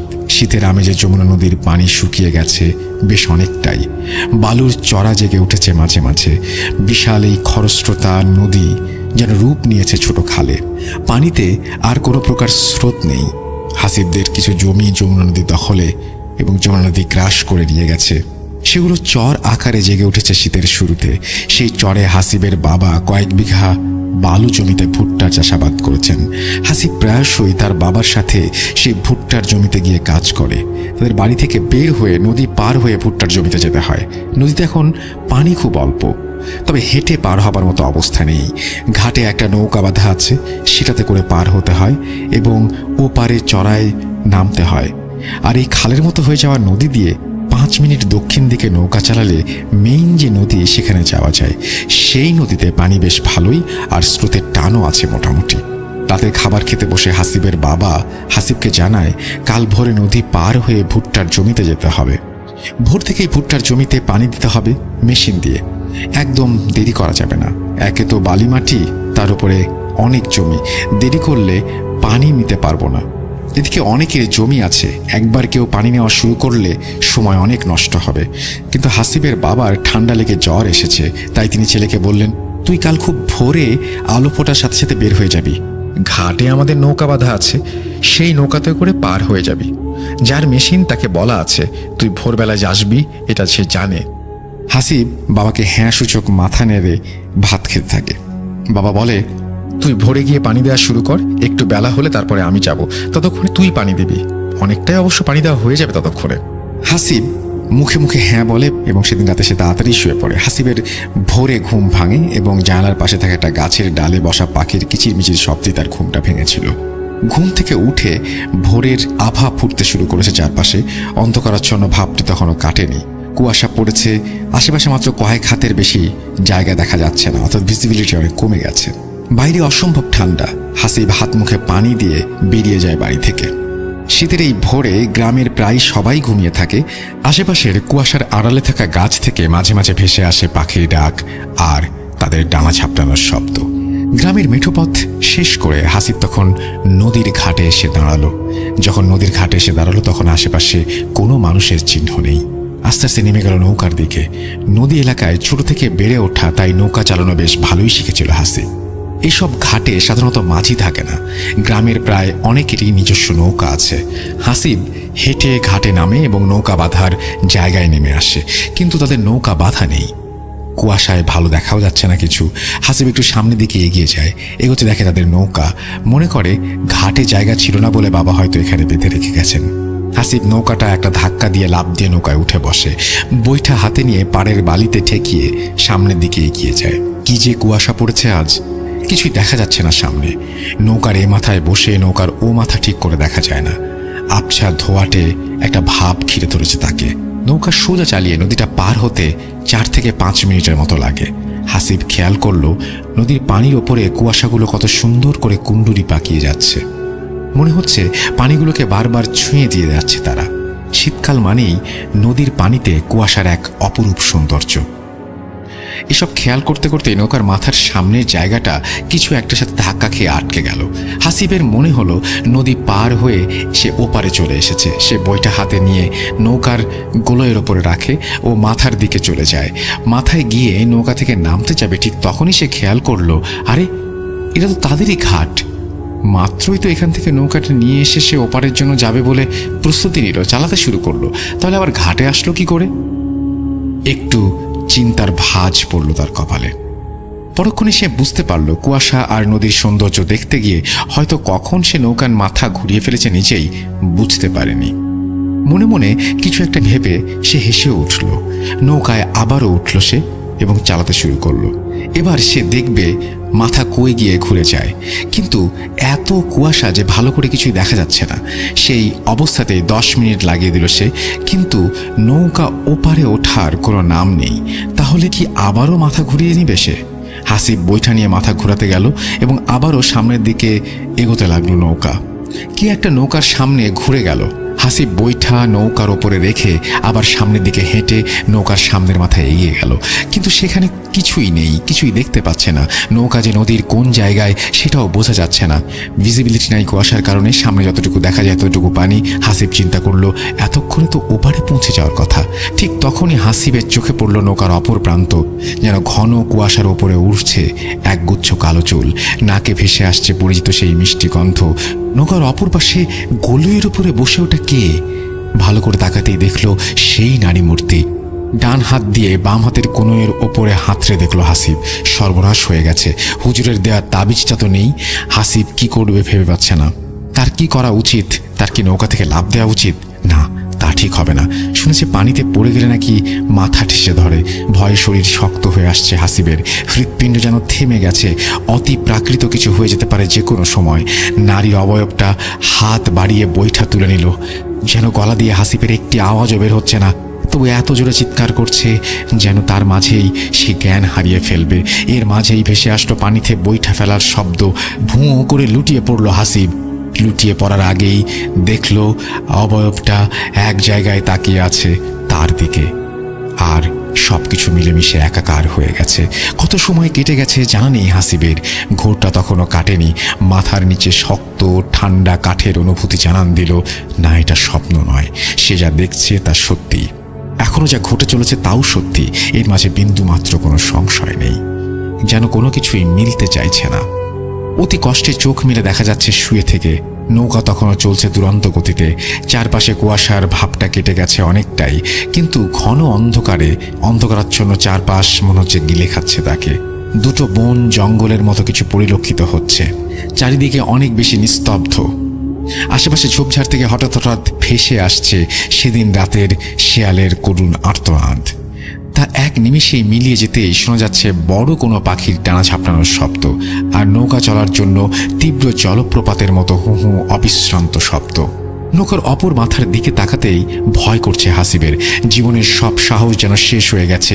কি করবে কিছুতেই ভেবে পাচ্ছে না হাসিব। আবার চোখ বন্ধ হয়ে আসছে হাসিবের। নিজের ইচ্ছাতে কোনো কিছু হচ্ছে না। শরীর যেন তার আর কথা শুনতে চাইছে না। আবার চোখ বন্ধ করলো সে। কতটা সময় চলে গেছে হাসিবের জানা নেই। কানে তখনও ভেসে আসছে পানির একটানা শব্দ। যখন সে চোখ খুলল, বিশাল এক হল ঘরের মতো জায়গায় বসে আছে সে। চারপাশে সবকিছু কেমন যেন আবছা মনে হচ্ছে তার কাছে। ভালো করে তাকিয়েও যেন কিছু দেখা যাচ্ছে না। আগের মতোই অস্পষ্ট কিছু কথা ভেসে আসছে তার কানে। সামনে পাশে মনে হচ্ছে কেমন একটা কুয়াশার আস্তরণ ভেসে আছে। ঘরের খোলা একটা পরিবেশ। হাসিব উঠতে চায়, কিন্তু শরীর তাতে সায় দেয় না। অগত্যা বসেই বোঝার চেষ্টা করে কোথায় আছে সে। সে নিচের দিকে তাকিয়ে খেয়াল করে তার সামনের মেঝেতে প্রায় 3টা বাটিতে সুন্দর বাহারি রকমের ফল দিয়ে সাজানো। হাসিবের পেটে তখন প্রচণ্ড খিদে। খেতে ভয় হচ্ছে তার। কোথায় এসেছে, কি হচ্ছে কিছুই জানে না। সে বেশ চিন্তিত। এই রহস্যময় জগৎ থেকে কিভাবে বের হবে হাসিব। মনে হয় এক দৌড় দিয়ে বের হয়ে যায় এই কুয়াশা ফুঁড়ে, কিন্তু সেটা তো সম্ভব নয়। হাসিবের আস্তে আস্তে মনে পড়তে লাগলো, সে তো সকালে বাড়ি থেকে বেরিয়েছিল ভুট্টার জমিতে পানি দেওয়ার জন্য। তাহলে এখানে আসলো কিভাবে? উত্তর খুঁজতে গিয়ে সব মনে পড়ে যাচ্ছে হাসিবের। ভয়ে আবার জড়সড় হয়ে উঠল হাসিব। তবে কি এভাবেই মরতে হবে তাকে? এ থেকে বাঁচার কি কোনো উপায় নেই? ভয়ের একটা ঠান্ডা স্রোত বয়ে যায় হাসিবের শির দ্বারা দিয়ে। হঠাৎ সামনে থেকে ভেসে আসে একটা পরিচিত কণ্ঠস্বর। হাসিবের চিনতে অসুবিধা হয় না। বহু মাস আগে কবরস্থানে ঠিক এই কণ্ঠস্বর সে শুনেছিল। তার মনে পড়ল সেই বৃদ্ধ তাকে বলেছিল, আমাদের আবারও দেখা হবে। হাসিব এবার আরও ভয় পেয়ে যায়। এবার তার সাথে কি হবে, কি হচ্ছে কিছুই বুঝতে পারে না সে। কি করবে সে এখন? বৃদ্ধ লোকটি সেই সাদা ঘন কুয়াশাচ্ছন্ন আস্তরণ ভেদ করে হাসিবের সামনে এগিয়ে আসে। জানতে চায় হাসিবের শরীর এখন কেমন আছে। হাসিব ভয়ে কান্না জড়ানো কণ্ঠে বলে, আমাকে ছেড়ে দিন, আমাকে যেতে দিন বাড়িতে। আমি আমার মা বাবার কাছে যেতে চাই। বৃদ্ধ লোকটি তাকে অভয় দিয়ে বলল, ভয় নেই, তোমাকে তোমার বাড়িতে পৌঁছে দেওয়া হবে। তুমি এখন এই ফলগুলো খেয়ে নাও। সারাদিন কিছুই খাওনি। হাসিব জিজ্ঞেস করে, আমি এখন কোথায় আছি? চারপাশে এমন কেন? আমাকে এখানে কে নিয়ে এসেছে? ঠিক তখনই হাসিব পাশ থেকে একটা মেয়ের হাসি শুনতে পেল। মৃদু হেসে থেমে গেল মেয়েটি। লোকটি হাসিবের দিকে তাকিয়ে বলল, যে তোমাকে নিয়ে এসেছে সে আমার মেয়ে। তোমাকে তার ভালো লেগেছে বলে দুষ্টুমি করে তোমাকে এখানে নিয়ে এসেছে। তবে তুমি কোথায় আছো এটা জানার দরকার নেই, বা তুমি বুঝতেও পারবে না। তোমাকে তোমার ঠিকানায় রেখে আসা হবে। তোমার কোনো ক্ষতি হবে না। ভয়ের কিছু নেই, তুমি খেয়ে নাও। এরপরে লোকটি আবার যেন মিলিয়ে গেল। আবার দূরে থেকে ভেসে আসলো। লোকটি কারোর সাথে রাগান্বিত হয়ে কি যেন বলছে অন্য ভাষায়, যা বোঝার ক্ষমতা বা পরিস্থিতি কোনোটাই নেই হাসিবের। সামনের বাটি থেকে হাসিব কয়েকটা আঙুর মুখে তুলে নিল। এরপরে আর কিছুই মনে নেই তার। প্রচণ্ড ঠান্ডায় হাসিবের শরীর কাঁপছে। হিম ঠান্ডা হু হু বাতাস এসে লাগছে হাসিবের মুখে। চোখ খুলতেই একরাশ বালি ঝাপটা এসে লাগলো তার মুখে। ক্ষীণ হয়ে ভেসে আসছে পানির শব্দ। মনে হচ্ছে পানির ঢেউ এসে ধাক্কা দিচ্ছে কোনো পাড়ে। চোখ বন্ধ করে ফেলল হাসিব।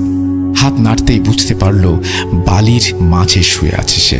তাড়াতাড়ি করে উঠে বসলো হাসিব। চারপাশে ঘন কালো অন্ধকার। এক মুহূর্তের জন্য বুঝতে চেষ্টা করলো কোথায় আছে সে, কিন্তু কিছুতেই বুঝতে পারছে না এই ঘন কালো অন্ধকারের জন্য। কোন দিকে যাবে, কি করবে তাও বুঝতে পারছে না।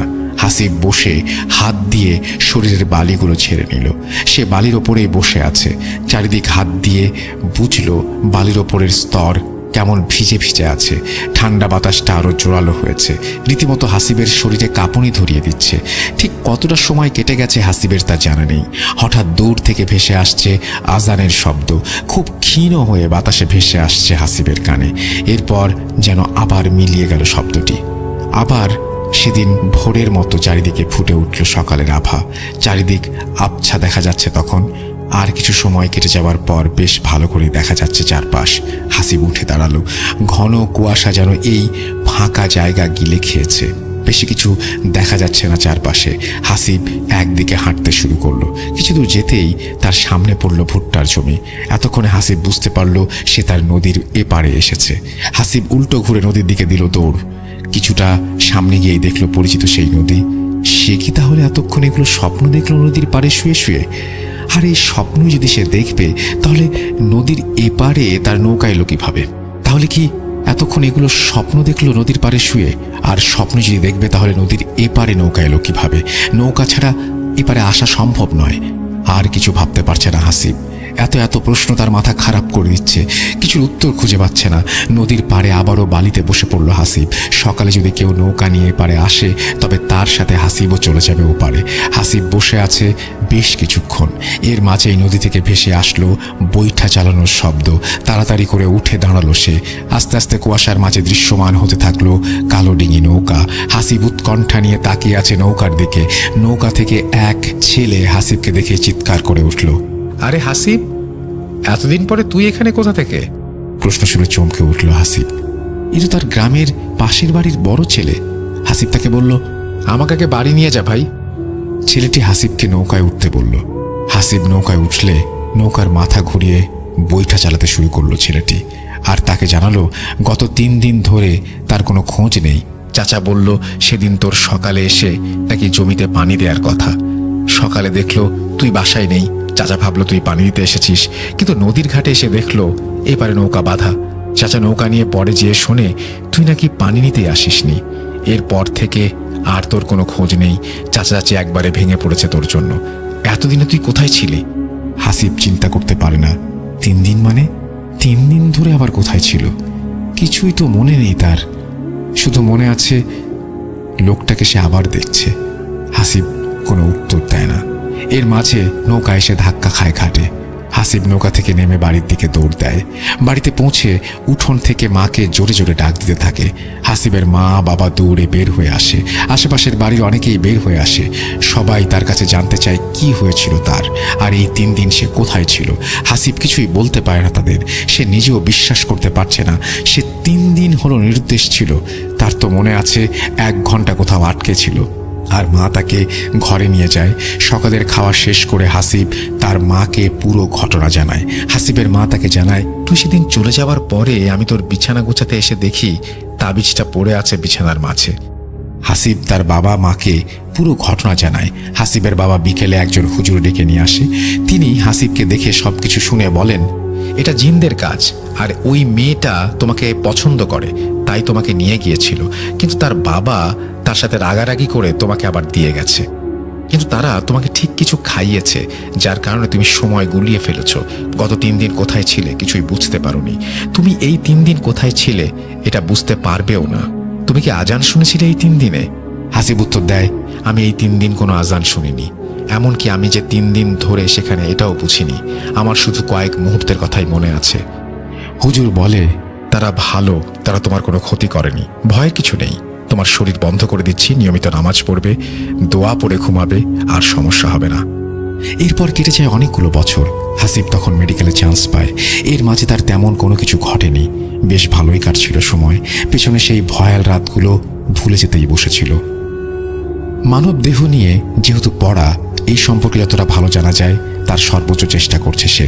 তাই সে স্যারকে বলে মর্গে কোনো পোস্টমর্টেম হলে মাঝে মাঝে সেখানে উপস্থিত থাকার ব্যবস্থা যেন করে দেয় সে। বিভিন্ন সময়ে বিভিন্ন লাশের মৃত্যু রহস্য নিয়ে বেশ আগ্রহ থাকতো তার। সেই সুবাদে মর্গের ডোম আর দারোয়ানদের সাথে বেশ ভালোই খাতির জমে যায়। হঠাৎ একদিন তার স্যারের সাথে দেখা এক ছুটির সময়ে। মেডিকেল কলেজ কদিন বন্ধ, প্রায় সবাই চলে গেছে গ্রামে। হাসিব কথায় কথায় স্যারের কাছে জানতে পারলো মর্গে একটা মেয়ের পোস্টমর্টম হবে কাল। স্যার নিজেও থাকবেন তখন, সেও যদি চায় থাকতে পারে। হাসিব কিছু না ভেবেই সানন্দে রাজি হয়ে গেল। সারাদিন কাজ থাকবে, তাই রাত 9টার দিকে পোস্টমর্টম শুরু হবে বলে হাসিবকে জানিয়ে দিল। আর নির্দিষ্ট সময়ের মাঝে যেন হাসিব মর্গে উপস্থিত হয় এটাও বলে স্যার চলে গেলেন। হাসিব ভেবেছিল রাতে সে বাড়ি চলে যাবে, কিন্তু স্যার নিজে থাকবেন, অনেক কিছুই জেনে নেওয়া যাবে তখন। সেজন্য একদিন বেশি থেকে গেলে তেমন কোনো অসুবিধা নেই। পরদিন ঠিক রাত 8:30টায় হাসিব বের হয়ে যায় বাসা থেকে। মোটামুটি বাসা ফাঁকা, তার রুমমেট আর ক্লাসমেট সে গ্রামে চলে গেছে ছুটিতে। পাশের এক রুম ফাঁকা, তারাও চলে গেছে।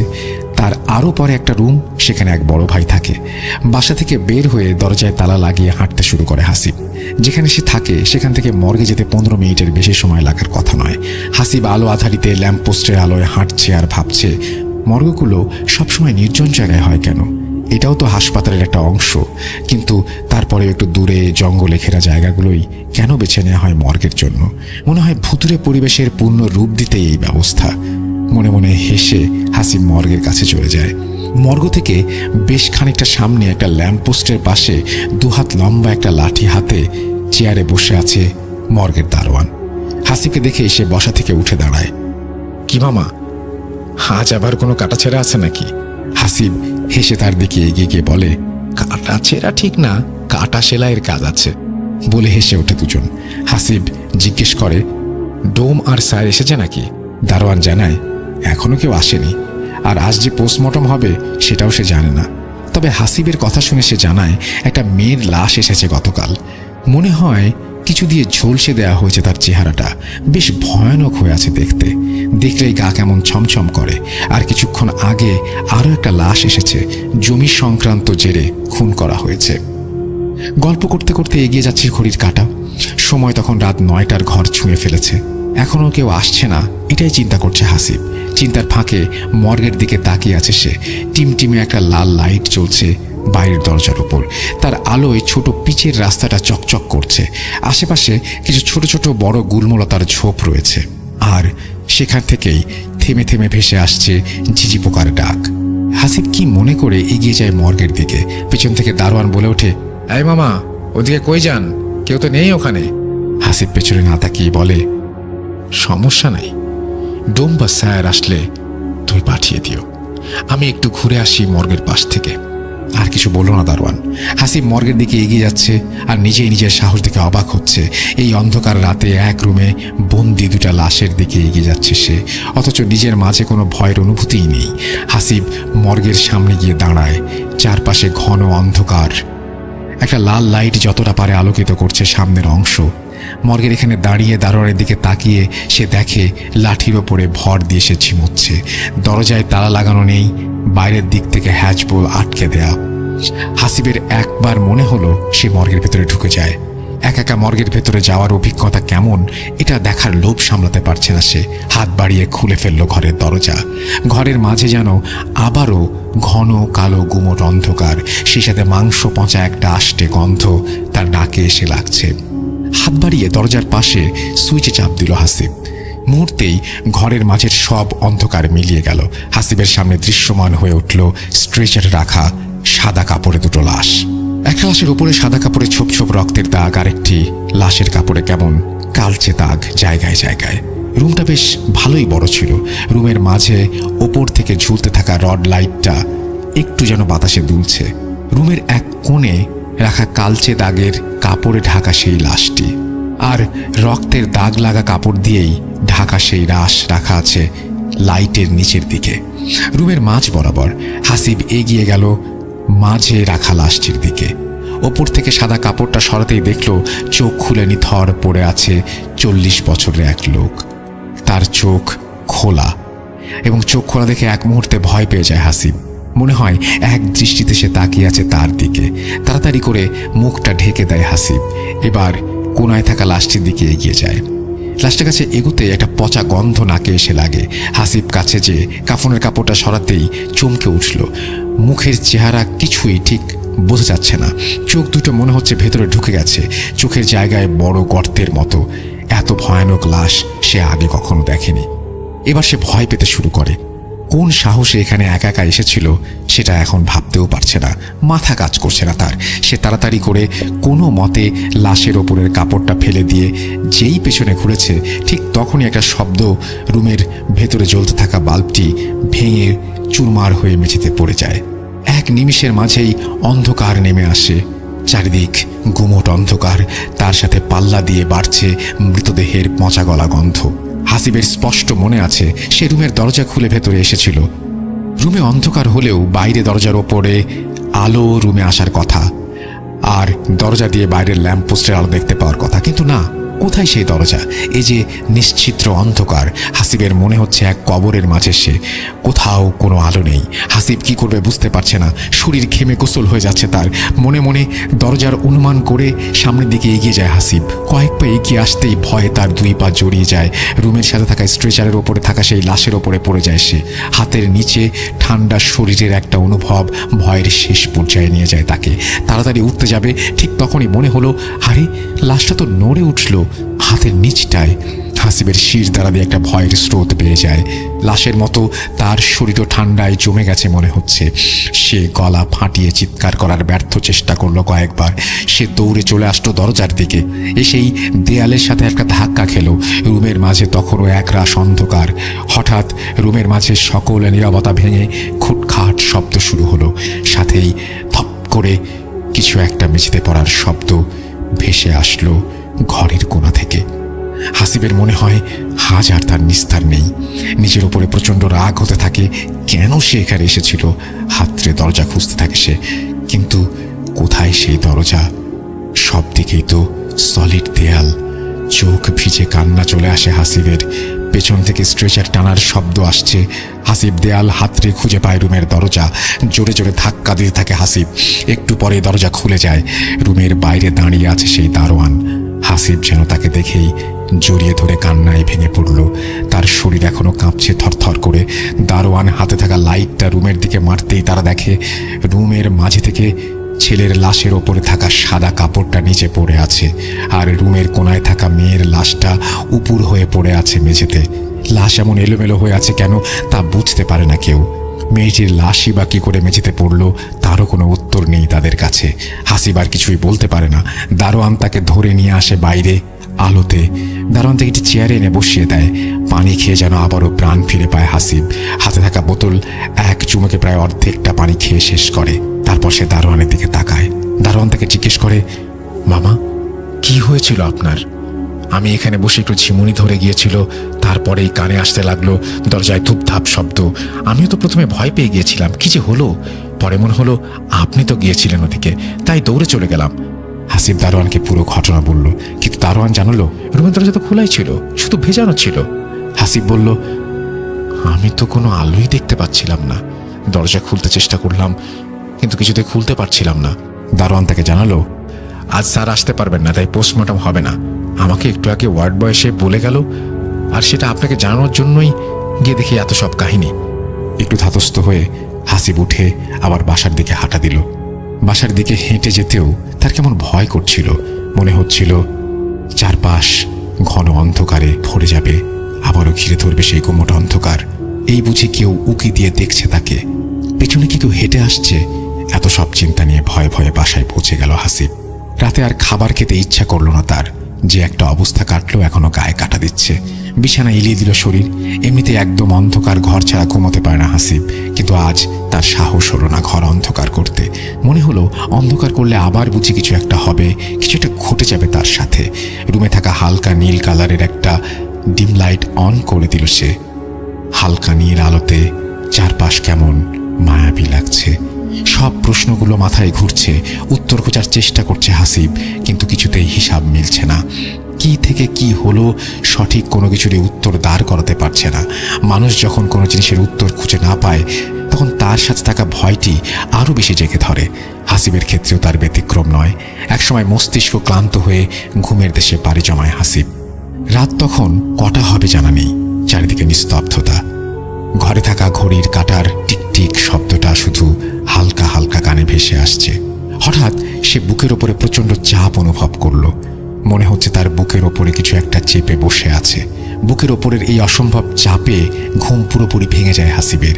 সে আস্তে আস্তে চোখ খুলে তাকায়।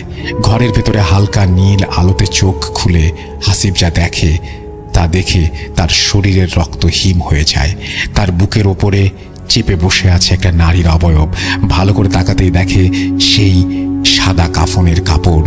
একটা মাংস পচা গন্ধে পুরো ঘর ভরে গেছে। একরাশ চুল উঠছে বাতাসে। ভয়ে এবার ঘামতে শুরু করে হাসিব। আবার সে চলে যায় একটা ঘোরের মাঝে।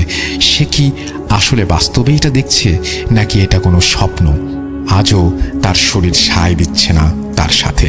অনেক চেষ্টা করেও হাত পা কিছুতেই নাড়াতে পারছে না হাসিব। এমনকি তার গলা দিয়েও কোনো শব্দ বের হচ্ছে না। হাসিব নিজের সব শক্তি দিয়ে চিৎকার করার চেষ্টা করলো, কিন্তু গলা দিয়ে গোঙানির মতো আওয়াজও বের করতে পারল না। আর তখনই মেয়েটি তার দিকে তাকায়, হাসিবের দিকে এগিয়ে আসে। কি ভয়ানক সেই মুখ! মুখের কিছু জায়গায় মাংস যেন খসে পড়ছে, চামড়া ঝুলে গেছে অনেক জায়গায়। চোখ দুটো যেন অন্তহীন গর্ত, যেন কেউ কোঠর থেকে বের করে নিয়ে এসেছে চোখ দুটিকে। লাশ কাটা ঘরের স্ট্রেচারে শুয়ে থাকা সেই মেয়েটি যেন চেপে আছে তার বুকের ওপর।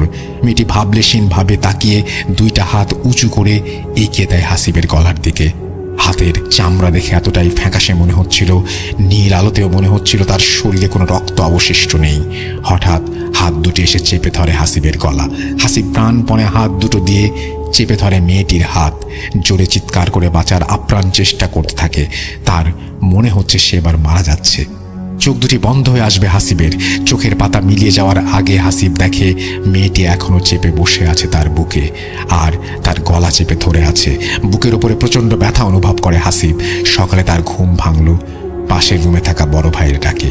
বিছানায় উঠে বসে হাসিব আর ভাবতে থাকে রাতে কি হয়ে গেল তার সাথে। সে কি আসলেই স্বপ্ন দেখছে, নাকি সত্যি রাতে মর্গের সেই মেয়েটি এসেছিল? আর চিন্তা করতে পারছে না হাসিব। বিছানা থেকে উঠতে গিয়ে বুকের ওপরে প্রচণ্ড একটা ব্যথা অনুভব করে।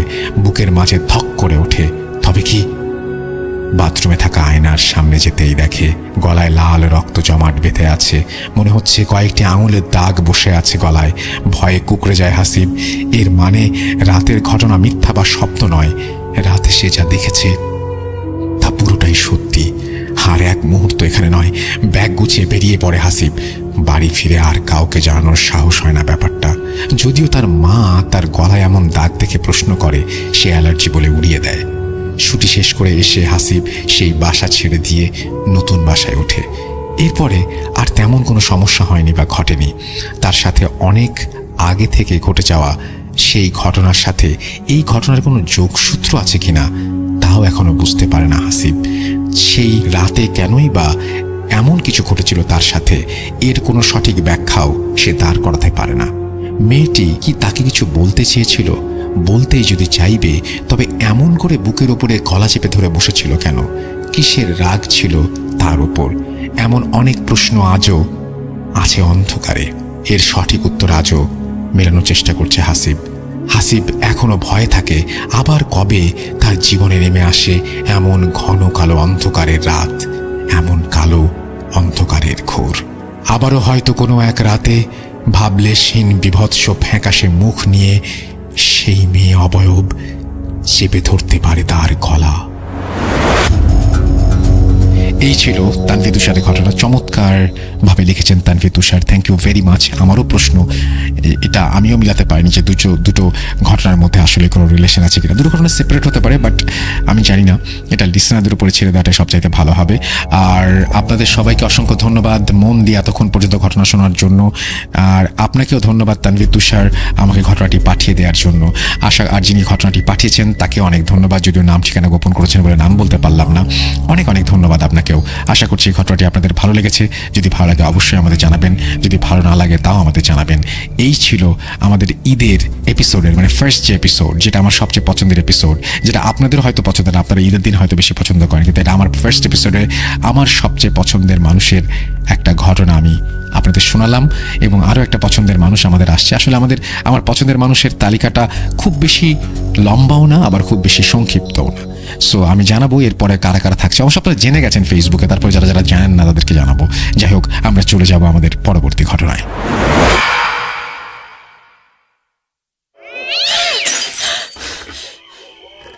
আজ আবার শুনতে পাচ্ছেন শব্দটা? ভয়ের আরেক নাম ভূত.com with Russell.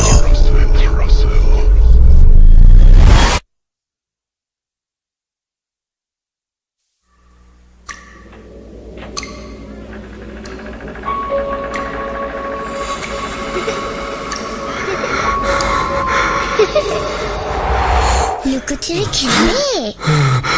লুকোচুরি? তুমি লুকাও, আমি ঠিকই তোমাকে খুঁজে পাবো।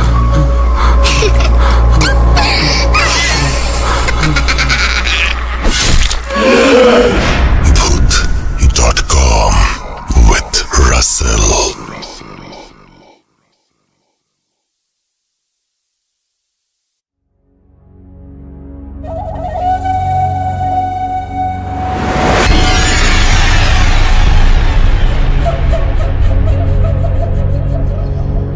Welcome back. আপনাদের সবাইকে স্বাগত জানাচ্ছি আরও একবার ভূত.com-এ। আশা করছি আপনারা সবাই ভালো আছেন। ঘড়িতে সময় রাত 12:56। আমি রাসেল আছি সাথে, এবং সাবিদের চমৎকার একটা ঘটনা শুনলাম। আজকে মানুষ অনেক বেশি, এবং আমাদের মডারেটররা ওই জন্য অনেক বেশি এক্সাইটেড। আপনারা অনেকেই যুক্ত হয়েছেন। আমি ওই যে বলেছিলাম যে ঈদ মানেই আপনজনের কাছে যাওয়া, এবং আজকে one of the best number আমাদের, মানে কি বলবো, যে আমরা পেয়েছি আজকে আপনাদের কাছ থেকে। আপনারা যারা আমাদের সঙ্গে আছেন তাদেরকে অনেক ধন্যবাদ। আমরা যখন লাইভ করলাম তখনও আপনারা ছিলেন, এখনও আছেন, এবং আমি মানে কি বলবো, যে আশা করব যে ঈদটা আপনাদের অনেক চমৎকার কাটবে, এবং মানে রাত পোহালেই ঈদ, এরকম একটা অবস্থা যখন, তখন আমরা চলে যাচ্ছি আফনান ভাইয়ের ঘটনায়। বলেছিলাম আফনান ভাইয়ের ঘটনা শোনাবো। চলুন কথা না বাড়িয়ে আফনান ভাইয়ের ঘটনায় যাওয়া যাক। আমাদের সঙ্গেই থাকুন।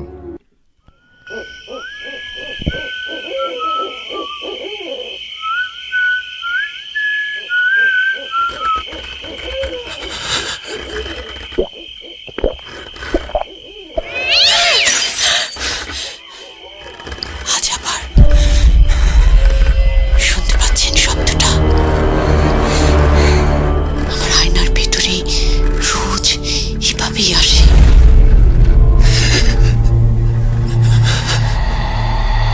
Voot.com with Russell.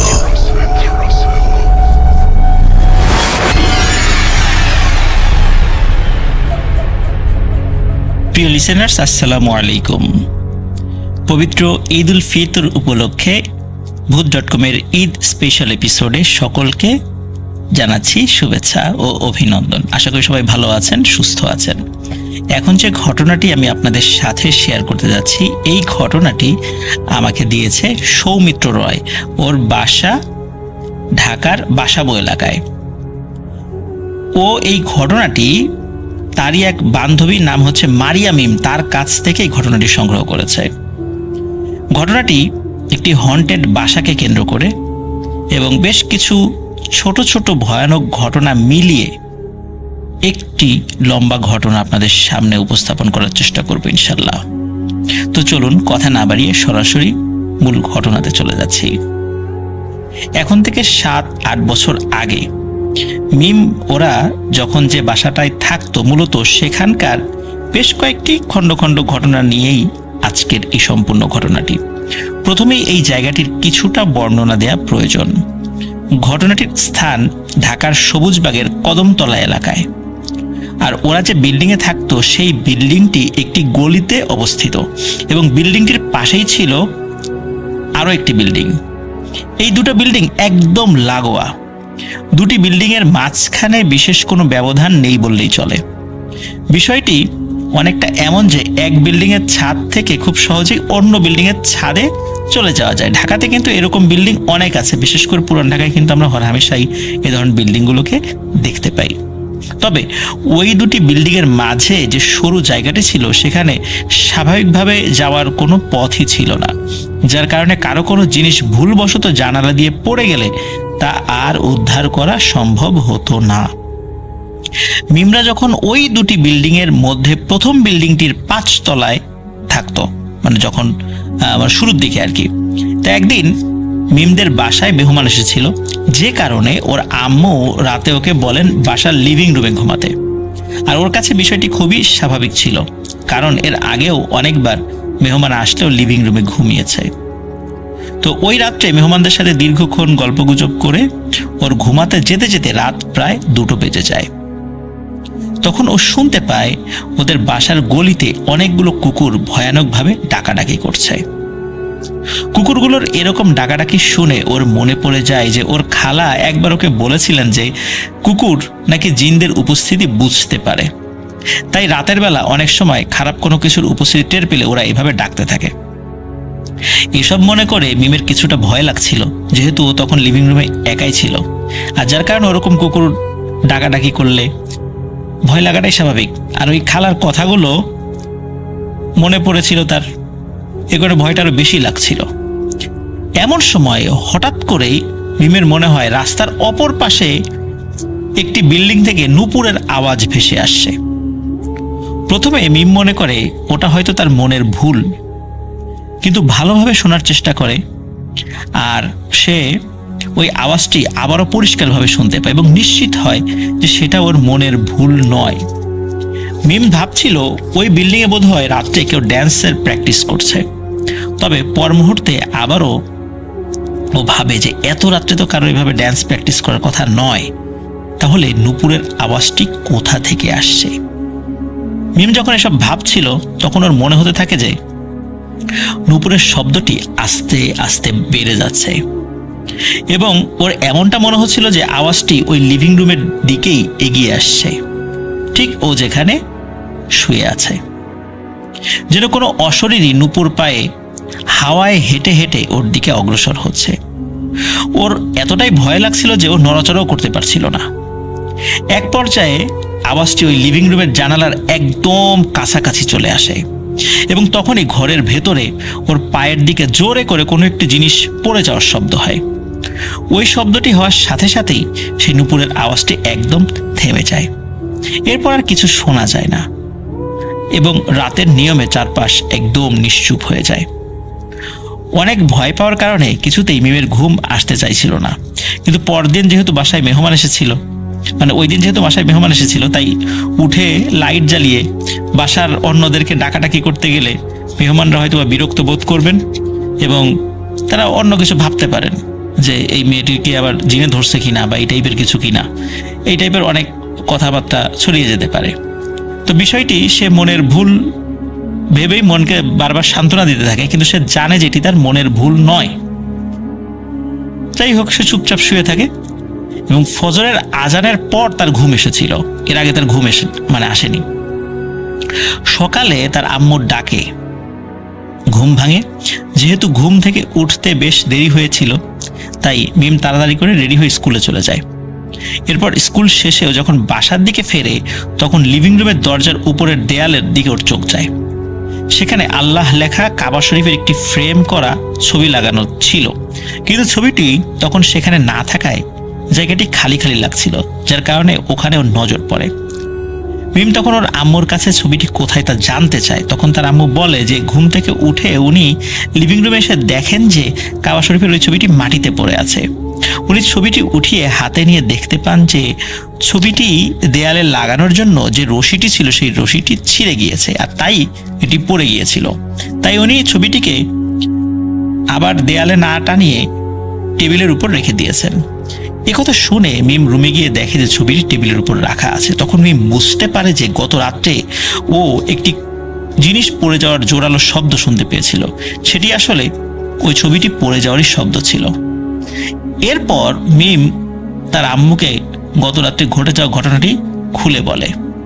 উনি সবকিছু শুনে বিষয়টি কিছুটা আন্দাজ করতে পারলেও মিম হয়তো ঘুমের ঘরে স্বপ্ন দেখেছে বলে তাৎক্ষণিকভাবে মিমকে আশ্বস্ত করার চেষ্টা করে, কিন্তু মিম ভালোভাবেই জানতো যে এটি কোনো স্বপ্ন ছিল না, আর তার মাও ভালো করে বুঝতে পেরেছিল যে মিম আসলে স্বপ্নের ঘরে বিষয়টি দেখেনি। মূলত এই বিষয়টি ঘটনা ঘটার শুরু ছিল, মানে এটা দিয়ে শুরু হয়েছিল। যাই হোক, এই ঘটনা কয়েকদিন পর ওই বিল্ডিং এর দ্বিতীয় তলার একজন আন্টি মিমের আম্মুর সাথে গল্প করতে আসেন। কথা প্রসঙ্গে উনি ওনার একটি ভয়ানক অভিজ্ঞতার বিষয়ে তাকে বলেন। একদিন বিকেলবেলা অবসর সময় উনি সেলাই করার জন্য নাকি সুই সুতা নিয়ে বসেছিলেন।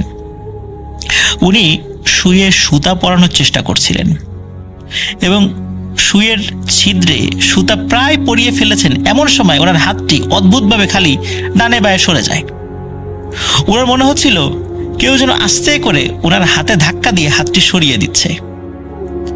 উনি শুরুর দিকে বিষয়টিতে খুব বেশি গুরুত্ব না দিয়ে আবারও সুতা পরানোর চেষ্টা করেন, কিন্তু এবারও একই রকম ঘটনা ঘটে।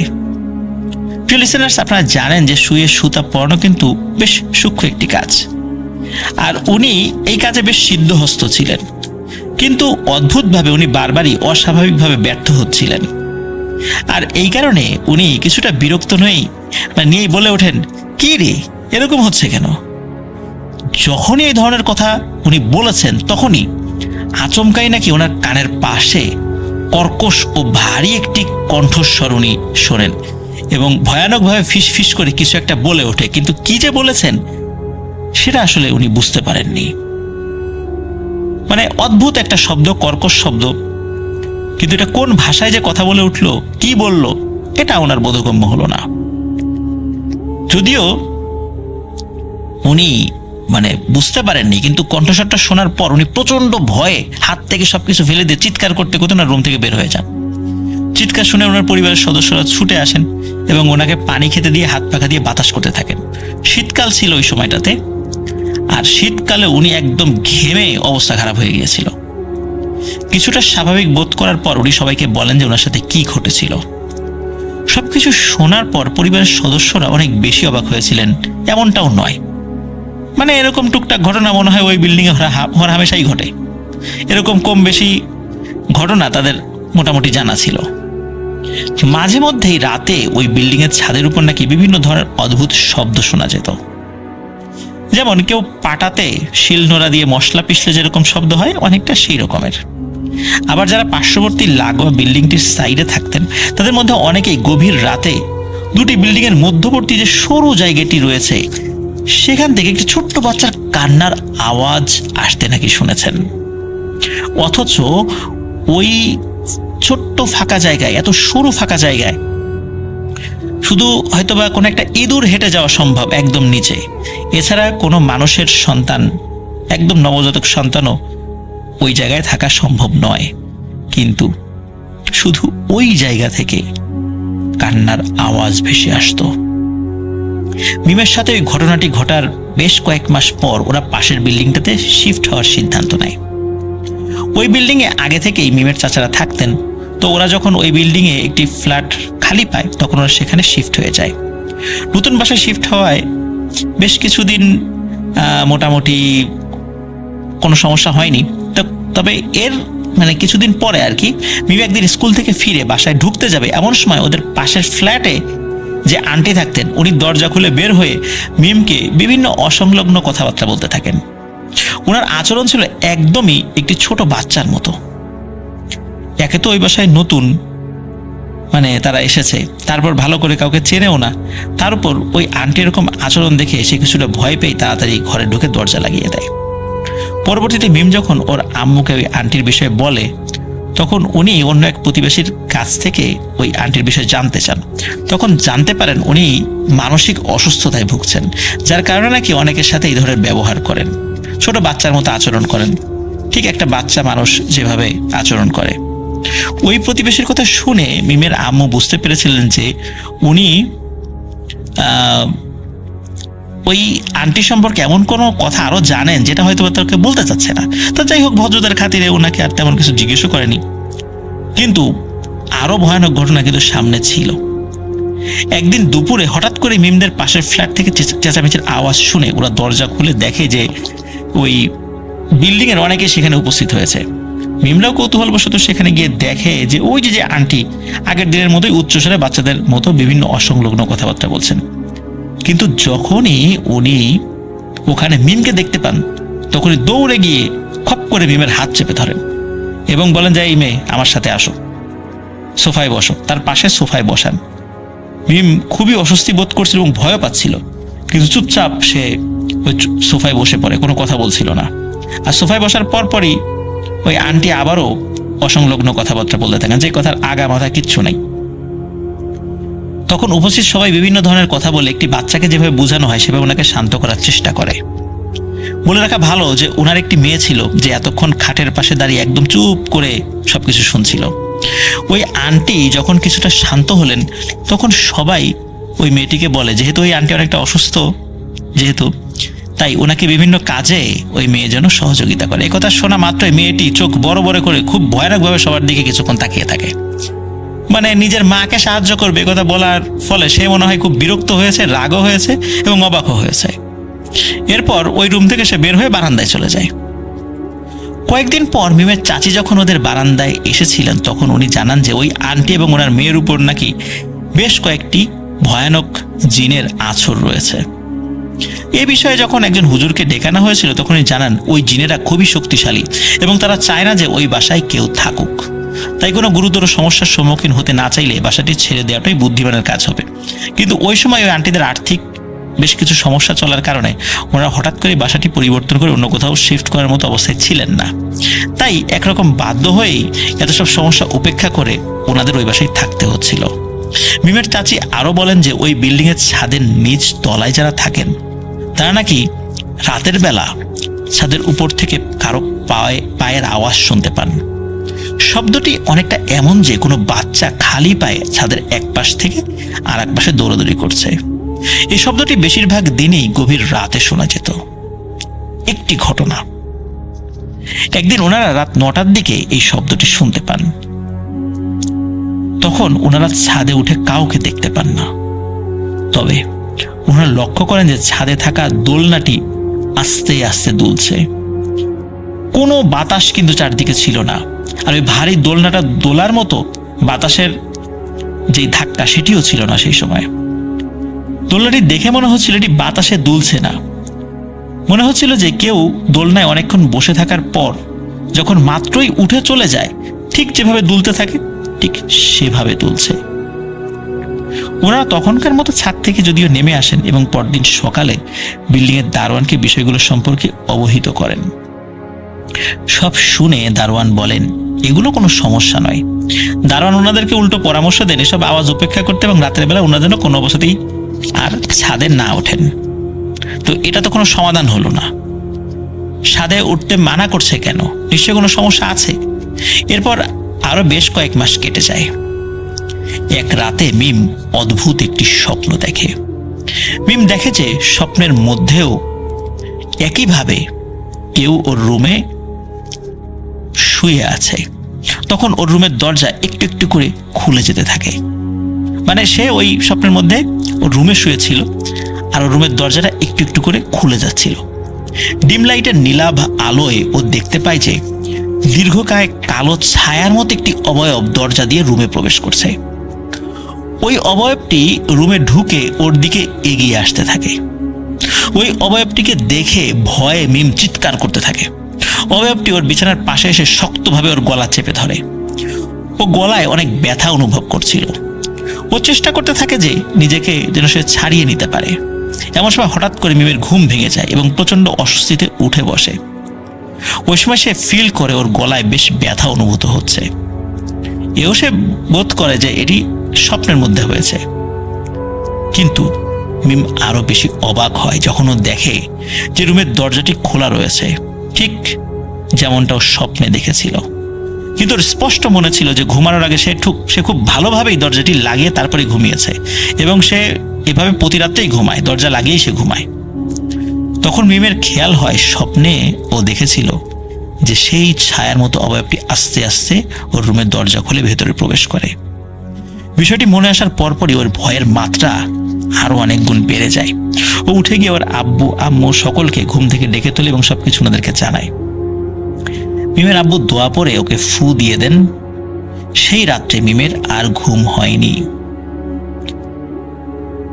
সবাই চিন্তা করেছিল যে দ্রুত বাসাটা ছেড়ে দিব, আর এর মধ্যে আর কোনো ঘটনা হয়তোবা ঘটবে না। কিন্তু কে জানতো যে আরো একটি ভয়ানক ঘটনা মিমের সাথে ঘটবে। এই ঘটনার 1-2 দিন পর মিম তার রুমেই লেখাপড়া করছিল। তো মিম কোনো কারণে তার রুম থেকে বাইরে বের হয়ে এসেছে, মানে অন্য রুমে গিয়েছে। তার ঘরের লাইট টাইট সব জ্বালানো ছিল। তো অন্য রুমে গিয়ে তার আব্বু আম্মুর সাথে কথা বলে সে আবার তার রুমের মধ্যে ঢুকছিল। হঠাৎ করে দেখে তার খাটের উপরে পুরো শরীর কম্বল দিয়ে আবৃত কেউ একজন বসে ঢুলে ঢুলে উচ্চস্বরে কিছু পড়ছে। অনেক সময় আমরা ঢুলে ঢুলে মানুষকে পড়া দেখি না, ওই রকম। ওই সময় কিন্তু শীতকাল আবার ছিল না, শীতকাল চলে গিয়েছিল।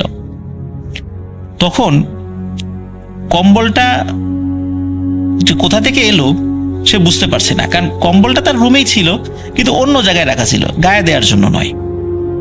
তো ওই কম্বলটা মানে তাদের ঘরের কম্বলটাই, ওইটা তার রুমেই ছিল। ওই কম্বলটা দিয়ে পুরো শরীর আবৃত করে এরকম ঢুলে ঢুলে পড়ছে, আর গলার আওয়াজটা ছিল বেশ কর্কশ এবং গড় গড় গড় গড় করছে, এরকম একটা কি যে পড়ছে কিছু বোঝা যাচ্ছে না। তো মিম চিন্তা করে কি ব্যাপার, ঘরের মধ্যে এটা কোত্থেকে আসলো। তার অন্য ভাই বোনরা আবার এসে এরকম করে পড়ছে না তো, বা তাকে ভয় দেখানোর চেষ্টা করছে না তো। তো সে একটু ভয়ে ভয়ে কি করে, কম্বলের এক পাশ ধরে এক ঝটকায় কম্বলটি সরিয়ে ফেলে। আর সরিয়ে ফেলার সাথে সাথে দেখে ওই কম্বলের মধ্যে কিচ্ছু নেই, শুধু মনে হলো একটা কালো ছোট্ট একটা ছায়ার মতো ধপ করে জানালা দিয়ে বের হয়ে চলে গেল। এই দৃশ্য দেখার সাথে সাথে মিম চিৎকার দিয়ে সেন্সলেস হয়ে পড়ে যায়। কেন এরকম ভয়ানক একটি ঘটনা আসলে ওর সাথে যে বাস্তবে ঘটে যাবে এটি আসলে কেউ বুঝতে পারেনি। এই ঘটনা ঘটার পরেই তার বাবা সিদ্ধান্ত নেয় আর নয়, মাস শেষ হওয়ার আগেই দ্রুত ওই বাসাটি ছেড়ে দিতে হবে। কিন্তু হঠাৎ করেই তো ভালো বাসা আসলে পাওয়াটা অনেক কঠিন। কিন্তু যত কঠিনই হোক, আরো গুরুতর ক্ষতি হয়ে যাওয়ার আগেই এই বাসা ত্যাগ করতে হবে। তো সেই বাসাটি ছেড়ে দেওয়ার সিদ্ধান্ত চূড়ান্ত হওয়ার পর একদিন ওদের বাসার যে কাজের মহিলা, সে যখন কাজে আসে তখন মিমের আম্মু ওই মহিলাকে পুরো বিষয়টি জানান এবং বলেন যে ওরা যে নতুন বাসায় শিফট হবে সেখানে যদি ওই মহিলাটি কাজে যেতে পারে তাহলে মিমের আম্মু ওই মহিলাকে কাজে বহাল রাখবেন। তখন ওই কাজের খালা বা বুয়া এই বাসা ছেড়ে দেওয়ার যখন কারণ জানতে চায় তখন মিমের আম্মু হালকাভাবে ওনাকে বিষয়গুলো বলেন। সব শুনে ওই কাজের খালা বলেন ওদের বাসাটি যে গলিতে অবস্থিত ওই গলির রাস্তাটিকে এই রাস্তাটা ঘিরে নাকি অনেক ভয়ের বিষয় রয়েছে এবং এলাকার অনেকেই নাকি বিষয়টি সম্পর্কে জানেন। ওই সময় মিম সোফায় বসে টিভি দেখছিল। তো কাজের খালার মুখে একথা শুনে ও বিষয়টি সম্পর্কে খালার কাছে জানতে চায়। তখন খালা বলেন একটি ভয়ানক ব্যাপার।